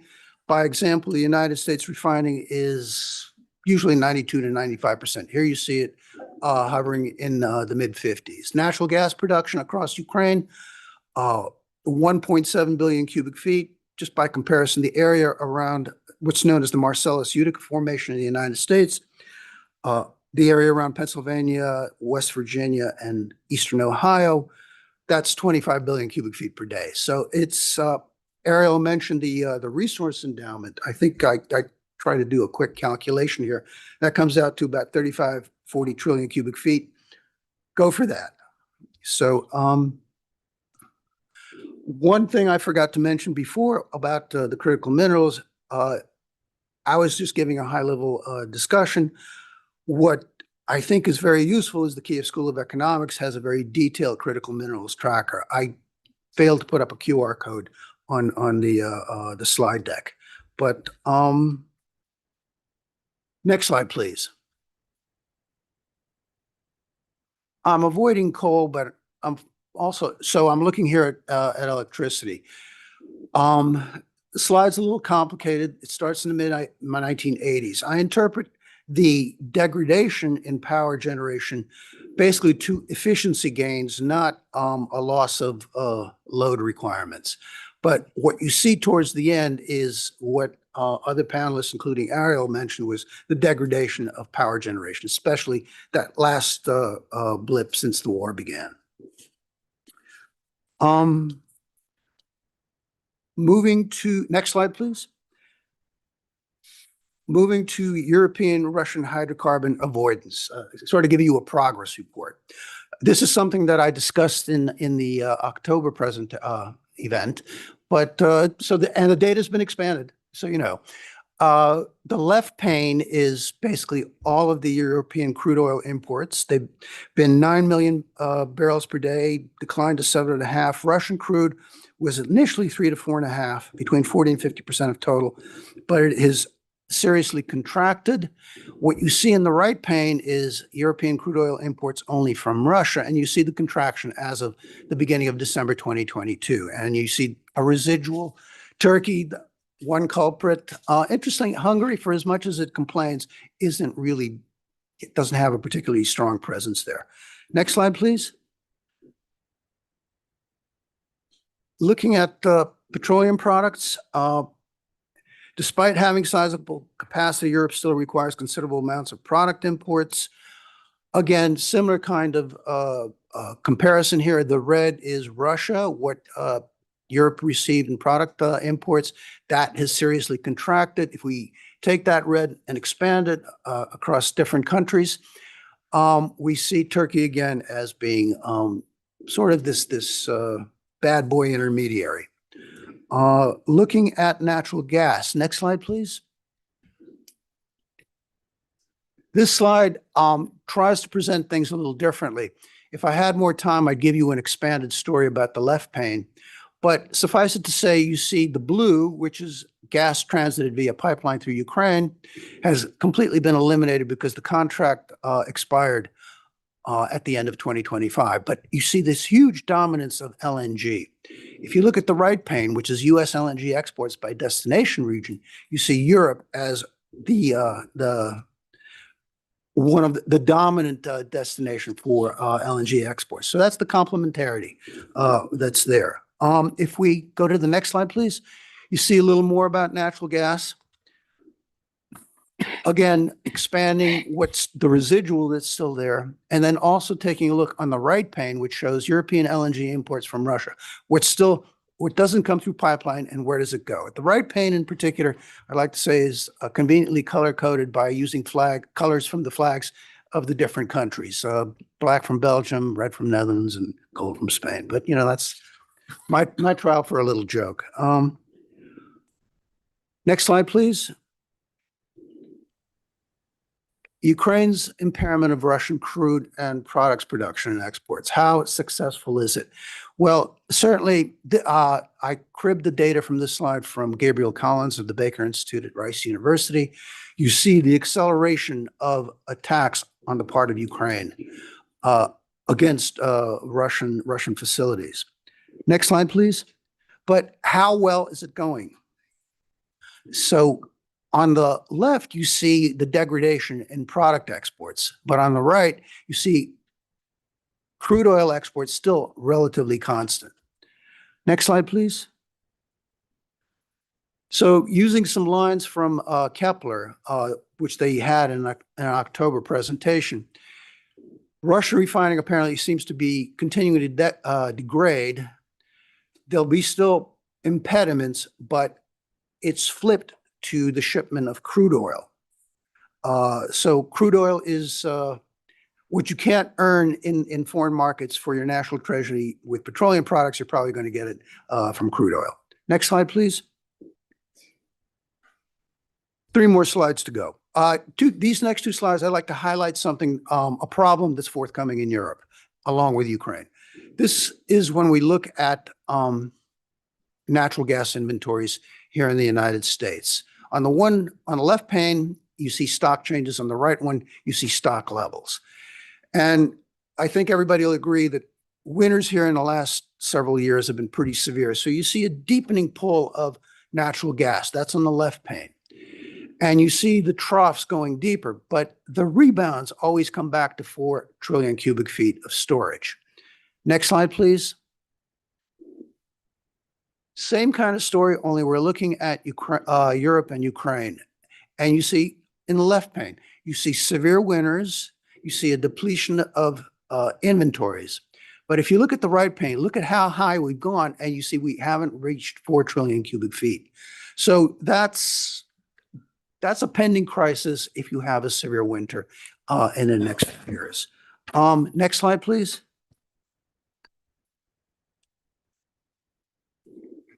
So I'd like to close on this, and this is something I've related several times, both at these forums that Walter convenes as well as privately. Sanctions policy. We know that sanctions policy was instituted in 2022. We know that it was a price cap. It was G7, the use of G7 tankers, play of the insurance market, try to keep money out of the national treasury. But we saw incredible leakage. So let's step back and wonder about the right of innocent passage, the freedom of navigation. In 1507, the Portuguese explorers conquered and settled the island of Hormuz. 100 years later, the British came along in concert with the Persians and took the island. There was a fortress and there was a customs house. Customs house collected tolls. For over 500 years, the Danish crown collected sound duties from ships transiting the Danish Straits. They're starting to talk about that again. Beginning in late 2022, we've had this Russian sanctions policy that I described. We are now in a fairly critical situation. The Hormuz is blockaded. The Iranians are extracting a toll where they can. So have we seen a strategic change? Is this a particular possible roadmap or a shift of something, a change in trends? So has the right of innocent passage and freedom of navigation eroded through the global maritime points? Has this created a strategic roadmap for others in Ukraine that Ukraine can benefit? So think about Ukraine. From the sanctions policy, Ukraine doesn't get anything. It's just an impairment. Consider if Ukraine took the initiative and said, we want to collect a toll through the Danish Straits. We want to collect a toll through the Bosporus. Let's say it's $2 a barrel. That's at 3.5 million barrels transited of crude oil of Russia. Russia pays Ukraine $7 million a day, and it goes out to, into the billions of dollars. Yuriy, Professor Gorodnichenko, Professor Hughes, Anders, all discussed the huge need of investment, especially private investment. This is another way where you could fund. Since the paradigm has changed, let's consider it. Anyway, I'll end there. Thank you very much for your attention.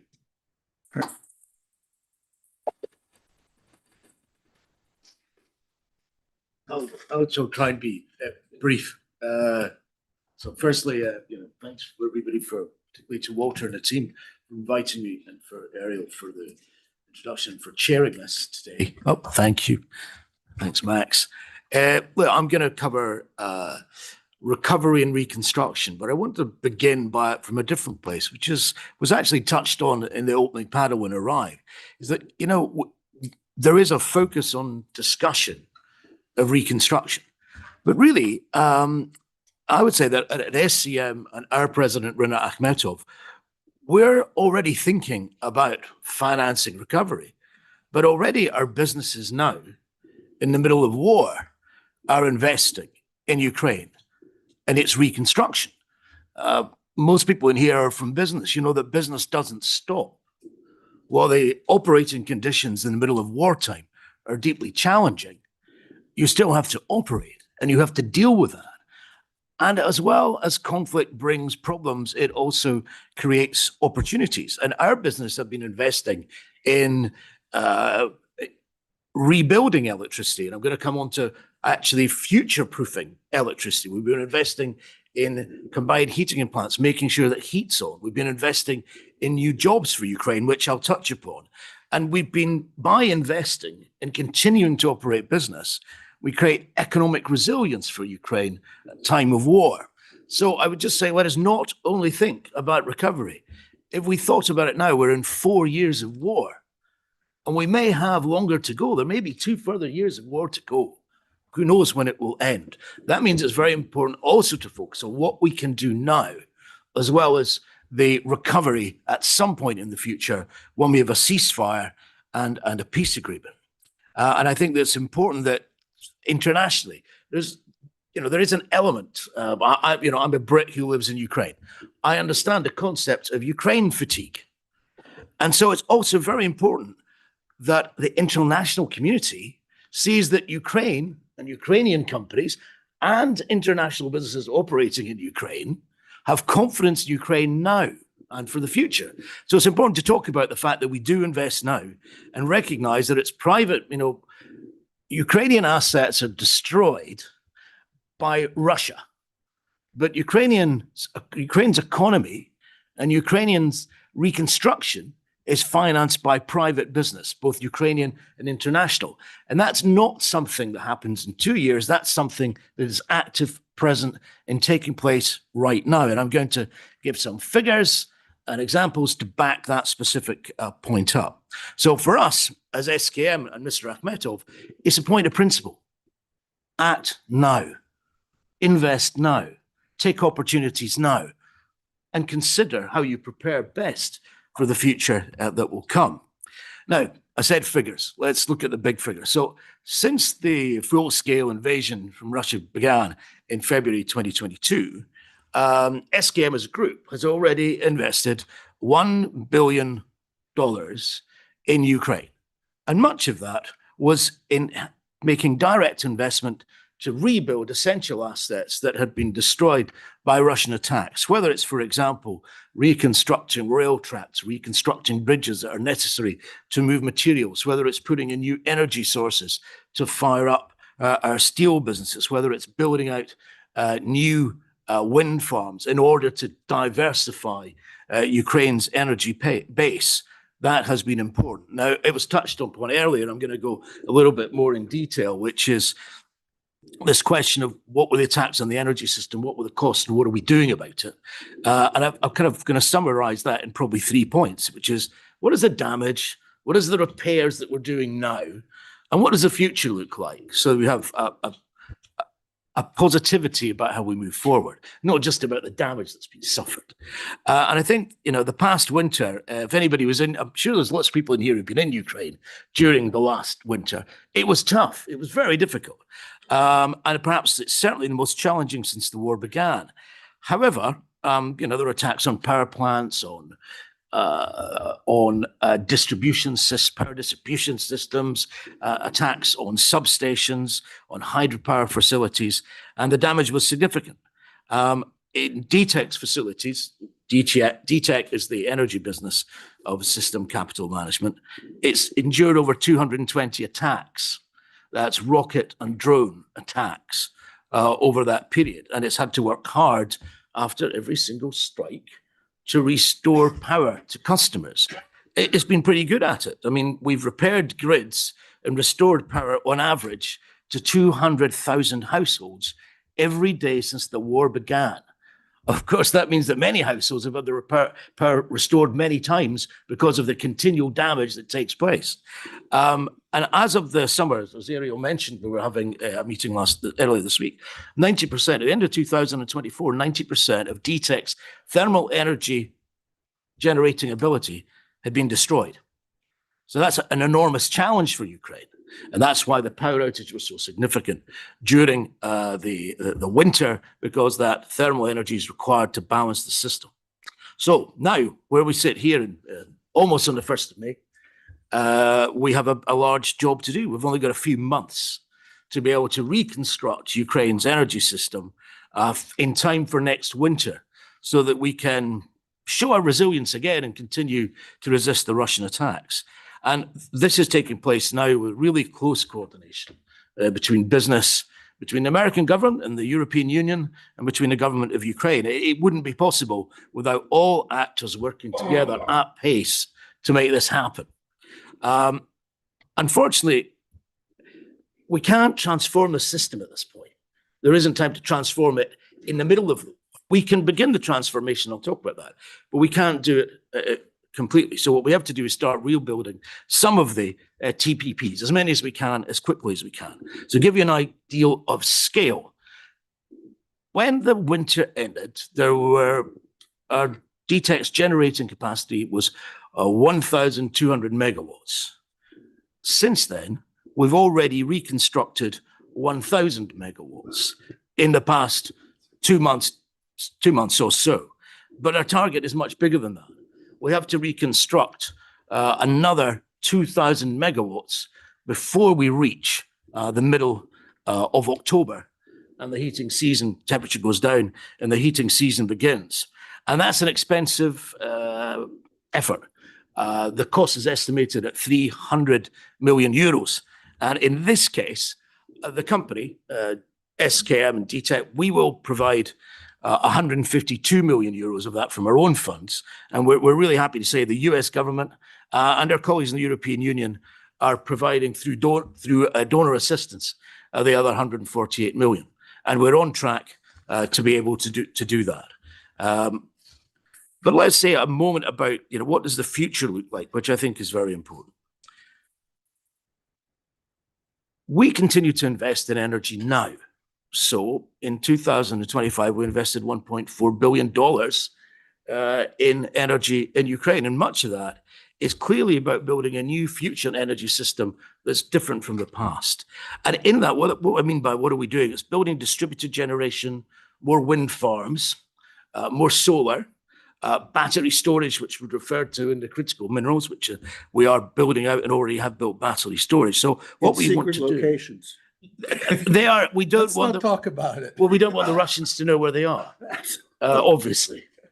So because they would be immediately destroyed, and I think that's what you meant when you were talking, Max. And so that distributed system, you'll begin to see the benefits of that in 2027, 2028, and we're going to invest, continue to invest in that for the future. In fact, we announced just this week that we'll build out a new wind farm in Poltava region, Poltavskaya wind farm, and that's a $1.2 billion investment over the next 3 to 4 years, which just shows our confidence in where we are. And as I pointed out, building for the future. That's not for now. That's for the future. Steel, and I know I'll be tight on time, so I'll go quickly through steel. We lost a lot of assets during the business. It's not just assets. We lost over 1,000 of our colleagues were killed in the attacks on our businesses. So when I talk about assets, the people are way more important than the bricks and mortar. But famously or infamously, we lost Azovstal and Zaryckyj, and that significantly reduced Metinvest's, that's our metals and mining business, ability to be able to produce steel. But that is coming back. And Metinvest has contributed close to $1.7 billion in taxes into the economy since the war began, since 2022. And now we are allocating this year another $230 million to help Ukraine, and another $170 million on our steel front, which is how to make a stronger steel Ukraine. So I think, and you mentioned in which sectors, I think metallurgy will remain an important sector for Ukraine, because even now during reconstruction and from the damage taking place, and then the future in the rebuild and recovery, we're going to need metal in Ukraine. And Ukraine has the right resources to be able to create steel, very good quality steel, very efficiently and cost effectively. And we're going to use that in reconstruction of bridges and railways and buildings and industrial facilities. So steel will be a core element of the economy going forward. And one of the things that Metinvest has done is build out something called the Steel Dream. So to make recovery quick, we've been innovative, and we've got now 200 different types of pre-shaped steel that can be quickly used in different forms of reconstruction. That's sort of how you can innovate in the war, recognizing what we need now and what's coming next. Also, Metinvest has moved from, it's the reverse of what we'd like, but you sometimes have to move from plowshares to guns, at least metaphorically. In time of war, it's important that industry is there to support the nation state. And in this case, we produce defensive needs like forward command posts in steel that are buried, high tensile steel that we didn't make before the war began, that we make now. They're buried underground. 2 field army hospitals, completely kitted out, wards, operating theaters, underground, protective shields to protect tanks and armored personnel carriers from drones. And really, the list goes on. And I think as we look forward to the future, what you can definitely say is that Ukraine's metal sector will be important not only for Ukraine's recovery, but then we look at the pivot in Europe to through NATO and the NATO requirements to have a strong military and industrial complex. And here, Ukraine has a fantastic role to play in the broader defense of Europe, because Ukraine's steel manufacturers are in an excellent position to be part of that forward-looking military industrial complex, because we have the experience of working hand in hand with Ukraine's armed forces and responding quickly to the challenges that you face in the battlefield. It's not theoretical. It's working very closely and creating real results, real products that people need. Ariel's telling me I must wind up, so I may skip a small piece out and I'll make one comment on it. People think of us of energy and they think of us steel, but we're also in the telecoms business. Our internet backbone and Ukraine's internet backbone is a company called Ukrutelko. It runs 90,000 kilometers of fiber optics connecting banks, armed forces, business, and civilians all across government-controlled Ukraine. And despite war and severe cyber attacks from our foe, we've built out 22,000 kilometers of additional fiber optic base. And that will be very important in Ukraine's recovery, as much as it is now in fighting the war. And then I've got 2 points and I'll be quiet. This one is, look, what happens next in recovery? And it's a very important point to make this. The Marshall Plan, everybody talks about the Marshall Plan. There needs to be a Marshall Plan for Ukraine, yeah? Well, when did the Marshall Plan come into being? After the war. How long after the war? Ariel? At least a year. It was 3 years. Oh, goodness. 3 year. Before my time. I know. I could have asked Walter. He might remember. But having said that, and knowing I'm tight on time, let me get to the point. This idea that we have to wait until after the war, 3 years before money flows into Ukraine for its reconstruction, is dangerous. Actually, we have to have a different view. And the different view is the view you would have if you were in any crisis. You'd ask yourself, who are the first responders? Who will be here tomorrow, the day after ceasefire, not the day after a peace agreement, the day after the ceasefire? Who will be the first responders? And the first responders are going to be two groups. They're going to be domestic Ukrainian investors like us and like others who are already investing and operating in Ukraine. And they're going to be the large number of international businesses who are already investing in Ukraine. They will be the first responders. So when we think about recovery immediately after the war, what we must think about, how do we provide access to capital at fair prices to those businesses who have shovel-ready projects and can make that investment immediately in Ukraine? Because remember, our foe will be seeking to undermine us. Their narrative consistently is that Ukraine is a failed state, and they will seek Ukraine's failure. What better response to that is fast, speedy economic growth, increased economic resilience, rising taxes, increasing economic growth, which itself will create a virtuous circle of further private capital looking to take advantage of the opportunities in Ukraine. So the last point in a very brief summary is, it is about investment now to create resilience at time of war.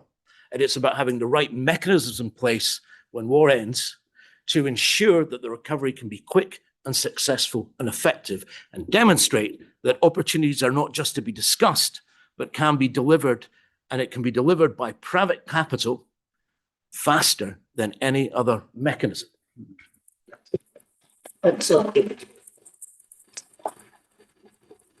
Thank you. Last but not least, cows and cows. Cows. Steak and I would like to thank the center and everyone here for asking me to be a part of today's forum. Kent Dale is my name. I'm president of K&M Cattle in College Station, Texas.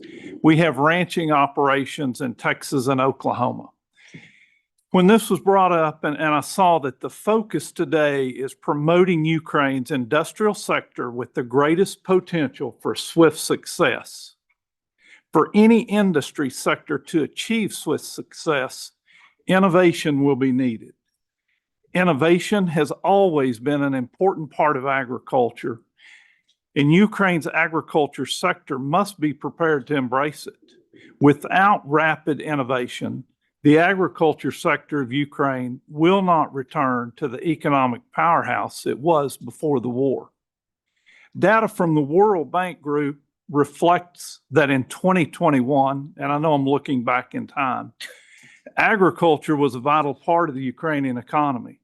It made up 10.9% of the total gross domestic product, or the GDP. It made up 41% of all exports and employed 14% of the population. When the economy rescales, returning to these numbers will be difficult. As you look at Ukraine, the Food and Agriculture Organization of the United Nations notes that 56.5% of the land in Ukraine was under cultivation in 2021. This land grows small grains, coarse grains, oilseed crops, vegetables, and hay. The ongoing war has rendered many hectares unfarmable. Landmines, as Joe mentioned earlier, other destructive objects of warfare will keep this land out of production for years to come. With fewer hectares to farm, the overall crop production will decline for the foreseeable future. There's no way around that. This decline will cause agriculture to contribute less to the overall economy at a time when growth will be needed to help rebuild the country. Innovation can come in many forms, and in agriculture, innovation might be adding an irrigation system to a field, increase production. It might be double cropping, harvesting 2 crops per year, or we might see technology advances in crop genetics and fertilizers. However, the most realistic thing would be adding additional agriculture sectors that would expand the footprint Ukraine has on the economy. Developing a beef cattle industry is one of these sectors. Global beef demand has increased year over year. The growth is being driven by several factors, and according to the National Cattlemen's Beef Association, most countries around the globe are experiencing a mass urbanization of their population. Many countries are seeing the growth of a middle-class population, which has more disposable dollars. Developing country populations are now shifting to a high-protein diet. These factors are increasing the consumer demand for beef, and these numbers can be seen in the dollars that are being spent globally to purchase beef. I got my statistics from Fortune Business Insight. Global beef sales in 2024 were $459.87 billion.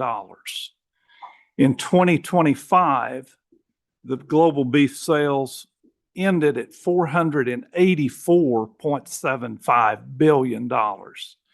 The global forecast beef sale for the year 2034 is expected to be $814.64 billion. The top 5 beef importing countries in 2024 were China, the United States, Japan, South Korea, and the United Kingdom. These 5 imported a total of 16.44 billion pounds of beef, and that's from the National Beef Wire. To help meet this growing global beef demand and to create a stronger agriculture economy, Ukraine should focus on adding a beef cattle industry. Ukraine has the needed resources: grasslands, croplands, harvested grains, grain byproducts. Labor may be a shortage, but it will have labor, and it has a unique exportability due to its location on the Black Sea. For years, Ukraine has had all of these needed resources for cattle production. However, it never developed a large-scale beef cattle industry. Their cattle sector had been built around milk production. Even the domestic beef market utilized cull dairy cattle. Since there had been such limited production, beef consumption among the general population in Ukraine is low, and it is considered a luxury item. Therefore, a robust domestic market has never been developed. Today, the highest percentage of the domestic demand for beef is in restaurants and high-end retail grocery stores. To meet this in-country demand, Ukraine imports frozen beef from the European Union, the United States, Brazil, Argentina, and that's from the USDA Foreign Ag Service. Importing this beef not only gives consumer a higher price, but it also has a negative impact on the food security of the country, not just now, but if that trend continues for years to come. A beef cattle industry could increase domestic demand, create an export market, and reverse the current trend of agriculture, making a positive impact on the overall economy. This exact impact is hard to forecast without cattle herd numbers or herd count goals. However, by looking at other countries with a thriving beef industry, we can see the big picture. We see job creation, ranch or farm jobs, processing jobs, freight or trucking jobs. We see retail jobs and export jobs. We see wealth creation. Large and small cattle producers would increase their income with cattle sales and their net worth with cattle ownership. We would see new markets for grain and grain byproducts that were created within the country, not solely relying upon exporting these products. We'd see unused grasslands being used to convert a natural resource into a protein that humans can eat. We would see a development of a domestic beef market. And then, of course, we could see the development of global beef customers. These factors would all add value to the economy of Ukraine. Beef cattle production would help replace the lost crop production due to the hectares of land being unfarmable. And I believe it would help the country reconstruct with a solid financial foundation. Driven by a desire to see a brighter future for the people of Ukraine, a group of us started creating the foundation for a beef cattle industry. Cattle production is not just a theory for us. We own cattle in the U.S. and are involved in agriculture daily. This group of Americans and Ukrainians share a common goal: to help meet the growing global beef demand and advance Ukraine into being an economic agriculture leader in Europe. Our plan in Ukraine is to replicate the United States beef cattle industry. I'll quote the National Cattlemen's Beef Association. U.S. beef production is the most sustainable in the world, thanks to decades of improvement and innovation by farmers and ranchers. Today, the United States produces 17% of the world beef with just 6% of the world cattle due to scientific advancement in animal nutrition, genetics, production practice. Utilizing this existing U.S. technology and genetics will ensure that Ukraine would be able to step into beef production efficiently. To build a beef industry, our group has decided on a two-track approach. First, to develop a beef reproduction center that would allow Ukraine to produce high-quality, efficient market animals. And the second would be to develop a cattle ranch or cattle enterprise that has all the sectors of the beef cycle: cow-calf, stocker cattle, feeder cattle, and processing. Over the past 20 years, research universities and cattle producers in the U.S. have made advancement in cattle production, both in the field and in the lab. Nutrition research, tracking genetic traits, crossbreeding, embryo transfer, sexting semen has improved the U.S. beef cattle herd, allowing it to produce the most efficient market animal on the market today. Texas A&M University in College Station, Texas, has been a leader in the field of animal genetics and nutrition. They have helped the U.S. cattle industry evolve into a powerhouse it is today. Texas A&M and our group have entered into a working agreement which will allow us to access their research, technology, and genetics, as well as A&M being directly involved in the training of key players in the beef industry that will soon develop in Ukraine. We want to develop a beef reproductive center that will hold genetics, not just for the short term, but for years to come. Genetics that could be used in both crossbreeding, embryo transfer, and simply improving the quality of the local Ukrainian cow herd. Running short of time, so I want to jump to our second approach. And our second approach our team is undertaking is to create a large-scale ranch operation in Ukraine. This ranch would mirror U.S. cattle industries. We're going to plan to utilize U.S. genetics to produce excellent beef that could be sold domestically or exported to foreign markets. We want to have all sectors of the ranch. We want to have cow-calf. We want to have stockers. We want to have feeder cattle.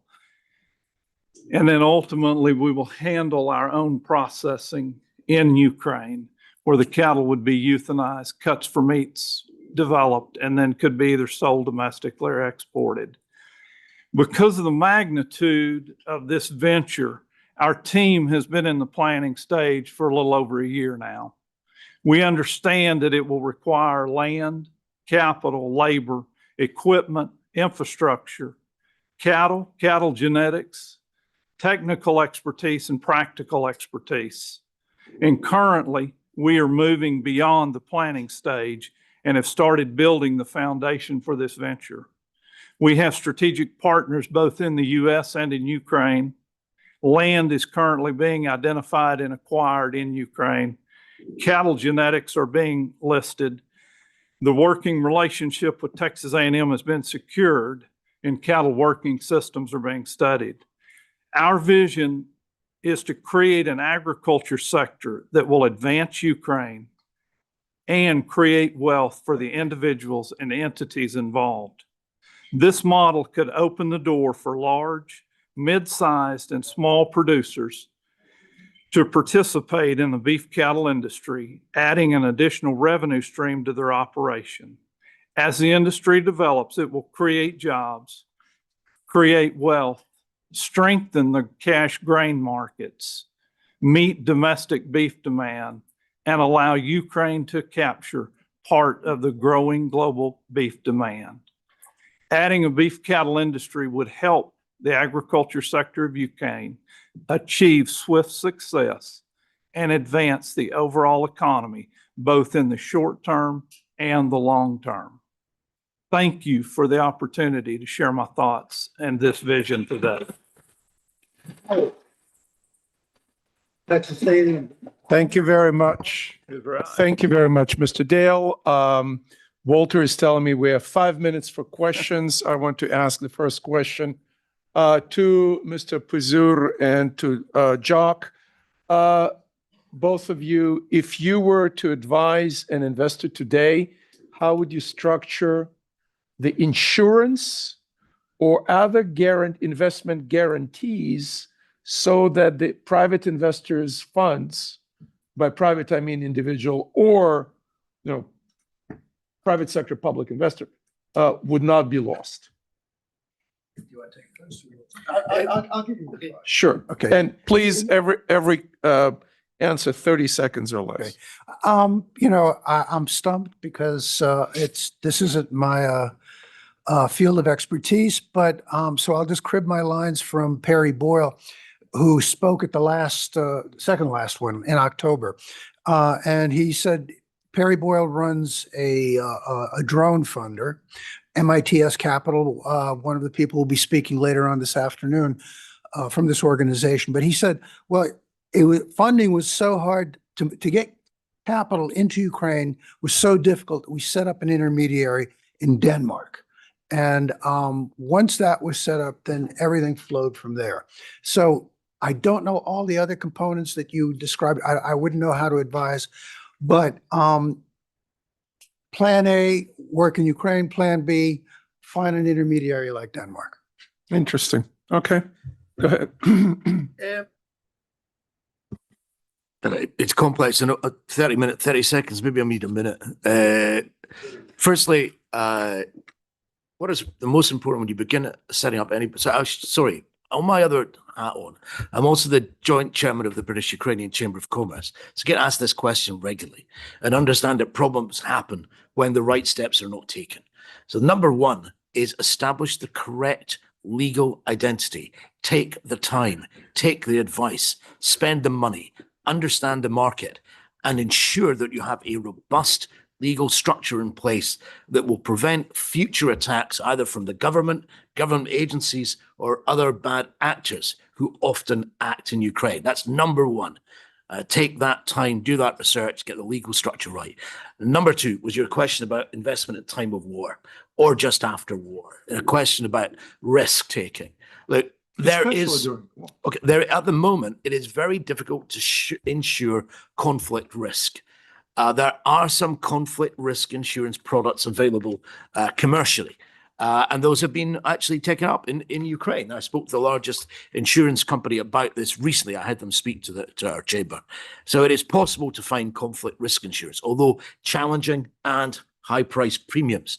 And there isn't at the moment any cost-effective market available product for conflict risk. And that's one of the challenges that we need to look at to encourage recovery and investment in Ukraine in the future. But some products are available. How can you mitigate it if you don't have conflict risk from the marketplace?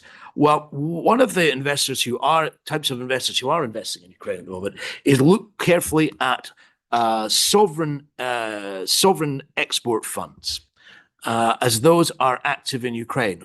DTEC recently got $500,000 for a market feasibility study from Norway.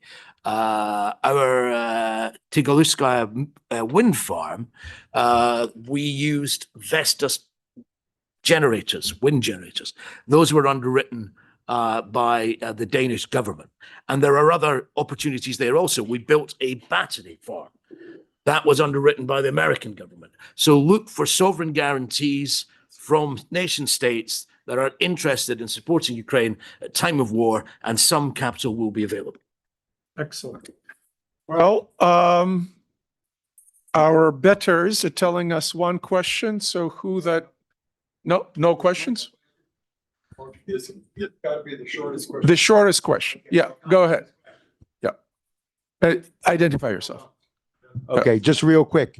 This is the question. Before the fall of the Soviet Union, Ukraine produced 150,000 hectares of hemp, and now they're down to 8,000. How can we convert this into the emerging medical marijuana industry and be producing 150,000 hectares of quality medical marijuana for Ukraine, the veterans, for the hurt, and for the world? Thank you. The term medical is broadly defined, ladies and gentlemen, broadly defined. Right. Veterans Association. Okay. Hemp has a lot of use. Real quick. Not only for medicinal purposes or recreational use, depends on where you're at. They are also looking at hemp as a biofuel. And so as that market emerges, there should be no reason at all that we should not begin to see that crop come into play as a cash crop in Ukraine. So totally agree. Okay, ladies and gentlemen, thank you so much. Thank you, Walter, for allocating 15 minutes. And thank you for the panelists. Thank you to Walter for his unrelenting work. Thank you for Ambassador Popadiuk. Thank you guys very much. Thank you, Ambassador Melnyk, for being able to. I'm going to give 2 minutes rather than 5 minutes. 2 minutes for a coffee break. but it better be 2 minutes.